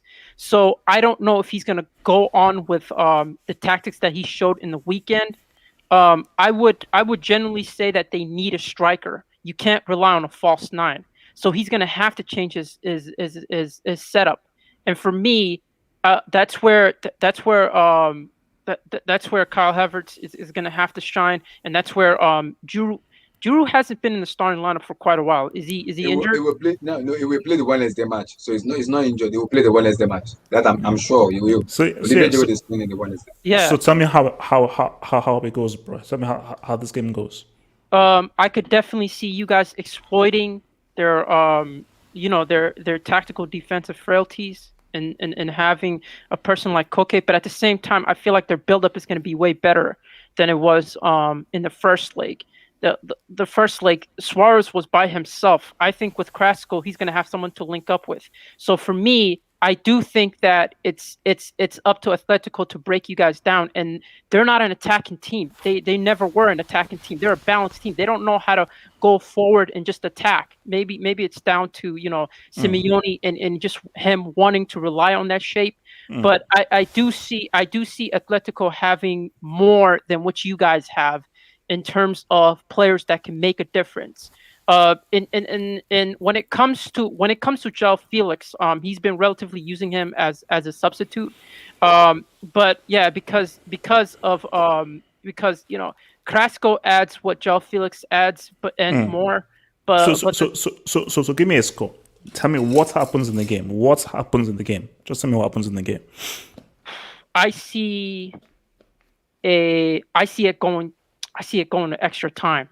And I could see a winner from either Giroud, or I could see a winner from Carrasco or Suarez, or even Loriente, who might come off with a run. That guy's dangerous. So you're saying 90 minutes, Atletico will win it 1-0 in 90 minutes, and then it will go into extra time. Yeah, then it will go to extra time. I could see Atletico making it through, because when it comes to crunch time, I think they have more players that can come up with the goods. But Giroud is dangerous, so it could be a possibility. Hassan, talk to me, man. What do you think happens in this game, Chelsea Atletico?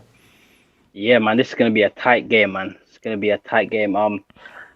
Chelsea, we need to score first. I mean, if Chelsea want to win this, they can't let Atletico score in the first 10-15 minutes. Because if they do, it's gonna be tight. It's gonna be tight. But people have said if Atletico score first, they'll just sit back and they'll go into extra time. Or you think if Atletico score first, they'll get a second? If Atletico score, it's 9 at the back. That's assuming that's the 9 at the back until like the 80th minute. Then you're gonna go all out for the goal. If you don't get the goal, extra time, But I feel like Atletico win 1-0 in the 90th minutes, and then it'll go extra time. And man, I feel like they're gonna score off a mistake. Atletico. I feel like they're gonna score off a mistake. I mean, I feel like your boy Chili B might give away a mistake or. Chilwell is not playing. It's Marcos Alonso that is playing the match, so that's that. I just feel like Chelsea will give away a stupid goal. We will see. I don't think so, but we'll see. Though. We'll see. So, Atleti Yeah, won Atletico 2-1. 2-1. 2-1, yeah. 2-1. Okay. Yeah. Munsal, If Chelsea want to win, Timo Werner can't start. He ain't sniffing that pitch, bro. Don't worry. Yeah, bro. Munsal, round us off, man. Round us off, Munsal. Yeah, man. So from this game, what I've seen, like the Chelsea and the setup of Chelsea, the two most important players for Chelsea, the crucial players, I don't think so. If Chelsea wants to win this tie, these two players have to play at any cost. Okay. Number one is Giroud, and number two is Kovacic. And the reason Kovacic have to play because he have to beat press now. He have to beat Atletico's press. As if like some people said, like Atletico, will they attack? Yes, they will attack. Because right now, as if we like evaluate the season as of right now, Atletico with Champions League, they have nothing to do with Champions League right now. It's all about league. So while they are heading for this game, there's no pressure. Even if they lose, there's no pressure because they're focused on the Liga. That's what I believe. I think they do want to win the league a lot more. Yeah. Yes. So that's their priority. So when we talk about this game, right? So what happened against Getafe, they need to take out the anger right now. Because, I mean, they were so unlucky not to score against Getafe. And even Moussa Dembele, I mean, he was really close to score the goal and win 1-0, something like that. So now they need to take the anger off on someone. And now it's Chelsea. So when we see Chelsea, I don't think so Atletico will start with back three. There is no flipping way Atletico start this game with back three. I can see they can go for back four, and they will inject space definitely on the flanks. From Carrasco as a left midfielder, and right midfielder is Marcos Llorente. Definitely they're going to inject space. Because my thing is that if Atletico, it's all down to Simeone. Because if Simeone beats like Simeone, and goes pragmatic and so forth, that plays into Chelsea's hands. But if I'm Atleti, knowing this Chelsea man and seeing them play, if Atleti go out and attack back four, you go out and aggressively attack 4-4-2 and so forth. Because the thing is that Chelsea are not a high goal scoring team. Chelsea don't have a reliable goal scorer. So if Atleti actually play high line, go forth, attack, really press and really throw guys forward, I think that could cause. That is the worst thing for Chelsea. If Atleti start aggressive and really try to attack them, that's the worst thing for Chelsea. If Atletico Madrid play aggressive, they are losing their match because that's why people say who's going to score for Chelsea? Who's going to score for Chelsea? No. I love what Mo said. If Atletico Madrid come out and play Chelsea, you have Kai Havertz who can pass the ball. There's a passer in this team. That's not that we don't have a passer. Well, look at Leeds. Hold on. Look, back to Munsal. No. You've talked. Munsal, talk. Yeah. And with regards to Timo Werner, this guy's fraud. He cannot play against mid-block teams or low-block teams. Bro, this guy's not a footballer, okay? This guy's a 100-meter sprinting guy, you know? Yeah, sprinter, so, athlete. Yeah. So this guy is... Bro, you cannot even think... I don't know, man. If you start this guy, bro, he cannot dribble. He just need, kick the ball and run guy behind the defense. And Atletico's not going to give them that space. By the way, if you want to match the pace, I mean, Kieran Trippier is good. I mean, good. He's pacey, I'll say that. So definitely they're going to play back foot. By the way, once they play back foot, they're defensively more stable. I'll tell you why. Because they have Renan Lodi, who's good defender at the left he's back. Very good. And then you have right back Trippier, by the way. And Trippier crosses are insane as well. And let's talk about the attacking setup. Luis Suarez and Angel Correa will be the front two for Atletico Madrid. Definitely they will try to. So he's going to bench Felix, you're saying? Definitely, he's going to bench Felix. And you know what? Atletico won't start from the get-go like this attacking. No, they will first analyze the situation, how Chelsea is going to approach. Because I believe the pressure is on Chelsea now, and I still believe that Chelsea will play on the back foot instead of playing on the front foot. I don't think so. Chelsea will try because still it's a 1-goal cushion. And at the back of the mind, Chelsea knows that they might extend this game. They don't need to rush. I believe Tuchel, and also not having Jorginho and Kovacic, they wouldn't be able to have the kind of possession. Yeah, and I've seen Tuchel doing this thing right with PSG. Remember the Dortmund game, the first leg where they're supposed to be attacking, where they're supposed to play on the front foot. He played conservative approach last season against Dortmund, the first leg. So it's not full-gone conclusion when it comes to Tuchel that he might go for the attacking approach. And exactly. Exactly, that's what I'm saying. It may play No, Atletico on their day. no, Abdullahi, one more thing. This is a stats, right? And this is like from a really reliable source. Okay, Opta Jose. Last time Atletico Madrid have this much possession was back in 2005, which was 72.7% possession. So in the last game they kept and they attacked rigorously, man. It's not like they didn't attack. They attacked a lot. And if Chelsea sit back, I believe that's a tactical, suicidal setup. Because look, if you want to beat Atleti, it's not just based upon the technique you beat Atleti. You beat on the base how dirty you can make this game. I disagree with Mo just said. Mo said Rudiger should not fall in the trap of Luis Suarez. No, you need to go and bully Luis Suarez. You need to go and bully Atletico Madrid. But if they are physical, you have to be physical. That's what you need. No, wait, you misunderstood. You misunderstood. I didn't say he shouldn't go and bully Suarez. Definitely he should.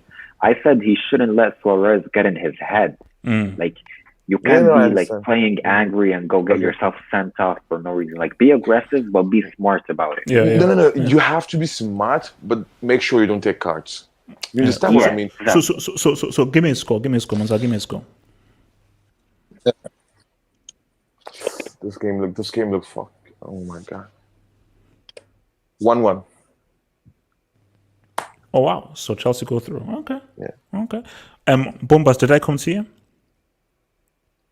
Nah, bro. Okay, so Bombas, lead us up, man. What do you think is going to happen? I think you guys give Simeone too much credit, man.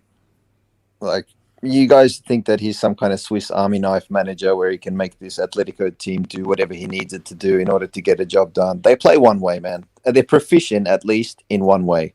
Tuchel, on the other hand, he can do a few different things, and he has enough players and enough backup to do basically whatever he needs it to do, just not to the highest standard at the moment. I would roll with Giroud up top, and then behind him, I might roll with a 2, Kai Havertz being 1, and I'm not sure about the other one, man. I guess we'll roll with Ziyech, because Pulisic looks temporarily done out here. Kante's a bit of a problem for me. He seldom looks comfortable in this system, man. I get that he's an expert at interception, turning the ball over, but it doesn't really help if the very next thing you do is then give the ball back. It's like an endless cycle of you winning the ball and giving it back, and you can't really move forward like that. But if Kante can play well, I think Chelsea can be comfortable in this game, man, because nothing really seems to upset Rudiger or Christensen all that much. Teams aren't really scoring against Chelsea because they're not really creating against Chelsea. Yeah. And so people say, well, Leeds. I mean, yeah, cool, but that's Bielsa's game. This isn't Simeone's game. What is he going to go and do? Start pressing Chelsea? How good are Atletico at pressing? I mean, but they have looked good attacking-wise. So, for instance, like the first 10 minutes against Real Madrid, Atletico looked really good. That's probably the best I've seen Atletico for most of the season, was those first times where they can say, we are really now coming up on the front foot. So if they come up on the front foot, and let's say they pressed and they were much more positive the way that Leeds were, do you see them maybe causing more damage to Chelsea, or you think they're going to go for the pragmatic approach? I think they're going to go pragmatic, even though they shouldn't, because they shouldn't have an option. But then I think Tuchel tends to keep his opposition very busy. They're going to get sucked into Tuchel's game rather than being the opposite. You know what I'm saying? Like, if I was Tuchel, I wouldn't do anything too crazy in this game. Like, I would go out and play my game, man, because who looks comfortable playing against Chelsea, man? Go out there, be clean in possession. I'm looking at Kante. I'll probably roll with Alonso at wing back. Have to. And I would say, yeah, have to. Reece James. I'll probably start Reece James here, man. Give me a score then. I'm going to go 2-0 Chelsea, man. I think they'll find some kind of scrappy goal. I don't know, 40th minute or something like that. Hold on for dear life, and then towards the end of the game, when Atletico actually have no choice but to do everything possible to win the game, I think they'll find some other goal. I might bring Werner on later on to run it from tired legs. No, don't. Yeah, use him like a tool. Just use him like a tool. By the way, if Lodi starts, Atletico Madrid are losing this tie. This guy, you can't rely on him. You definitely cannot rely on him. Look, guys, we'll see what the answer. So, guys, remember, we'll be here. So you can rely on Tuesday. Hermoso, yeah? Hermoso is so shit, man. No. That's the whole point. You can rely on Hermoso from a defense. No, bro, have you seen Hermoso? Lodi's not efficient in anything. But Lodi going forward is dangerous, though. I think he. Bro, Hermoso he's not efficient. That's why Simeone doesn't trust this guy. He doesn't do professionally anything. HH, are you reading the chat? No. Yeah, the chat is going wild. No, it's going wild. So, because literally, I actually need to, because I haven't slept for like 300 hours, man. So, I actually need to sleep. So, guys, look, Tuesday, we'll be here for the Champions League Hangouts, and the chat was insane. It was insane. Wilson, I don't care about flipping Abela Danger and Lena Paul, man. So, Munsaha and Wilson, I hope you guys will be here come Tuesday night. You better be here come Tuesday night, because if Atalanta. I'm gonna be at work, so I don't know. I'm calling your boss. Wilson, I'll call your boss for a day off. And guys, you didn't tell us what do they get on the eye test? All those things that we were saying in the comments. Yeah, okay. I'll tell you after. Yeah, I'll tell you after this. So guys, so Wednesday, we know what's going to be. So guys, Wednesday we could not cover. So Tuesday, Wednesday we'll have our Champions League Hangouts reactions to the whole thing. All I'm saying, guys, all we can do is hope for the best, guys. Peace out, stay true, stay real. Peace. We're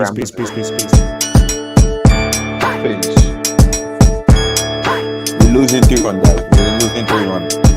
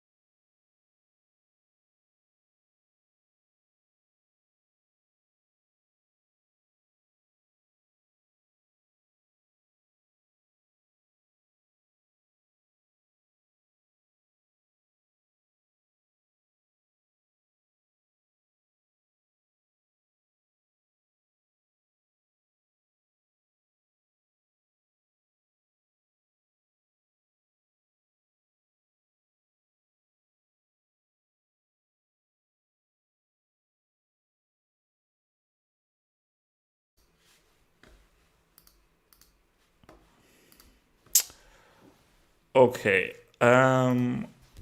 What the bloody hell was going up in that live chats, man? Because I looked at it for a brief moment and I was like, okay, I must have missed something, and then I quickly left, man. So look, guys, man. I'll give you 5 minutes, man. 5 minutes. What's happening, man? 5 minutes. 5 minutes of talk. 5 minutes of talk. 5 minutes of talk. What's going down, man? What's going down? Okay. What's going down, man? And guys, I'm not giving any eye test scores for anything, man. Okay, I'm not addressing any things that are happening on the whole thing, man. So, I'm sorry, I am not giving any, but I will answer this though. Sorry, scoring a hat-trick against Cagliari is when you are literally clutching at straws. That is the very definition of clutching at straws. You are celebrating a hat-trick. Really? You're celebrating a hat-trick against Cagliari? See, people like that, it's like people just want to write their narratives and stuff like that, but you just lost to FC Porto in the Champions League. Cagliari are 17. And that now means, oh my gosh, you guys are back. Come on, man. Come on.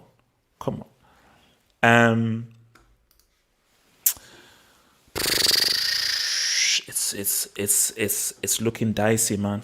Because what's it called? These guys, they play. Who do they play? They play Huesca on Monday. They're beating Huesca. So my thing is, yeah. It's gonna be a dub. It's gonna be an easy dub for Barca, and I think we can't rule out Real Madrid. So I think it's a 3-horse race, man. I think it's a generally throughout stress, and there is a great danger for them to screw, because it's so crazy how football works, man. It's like where at a point it's like, oh no, it's over. I think we thought it was over because we just assumed Barca and Real would keep on losing because they looked so bad, and we just thought, oh, Atletico, they're so rich on form, but it just takes a few games, just takes a loss here, a draw here, a loss here, a draw here, and boom. So, I've never held Pele's record in high regard. The only reason why I respect Pele is because of his 2 World Cups. That's why I've always respected Pele. I've never held Pele because of the amount of goals he scored, and I never did that much. So that for me is now. Guys, look, man, I need to go sleep. I need to go rest. All I'm saying is this, man, Wednesday's going to pop off. Wednesday's going to pop off, man. And I need my rest, and I need to gain and raise my energy for those streams, man. Because the Tuesday and Wednesday, man, we need to pop off. So, guys, peace out. Stay true. Stay real. Timo Werner. If ever there was a game to rise,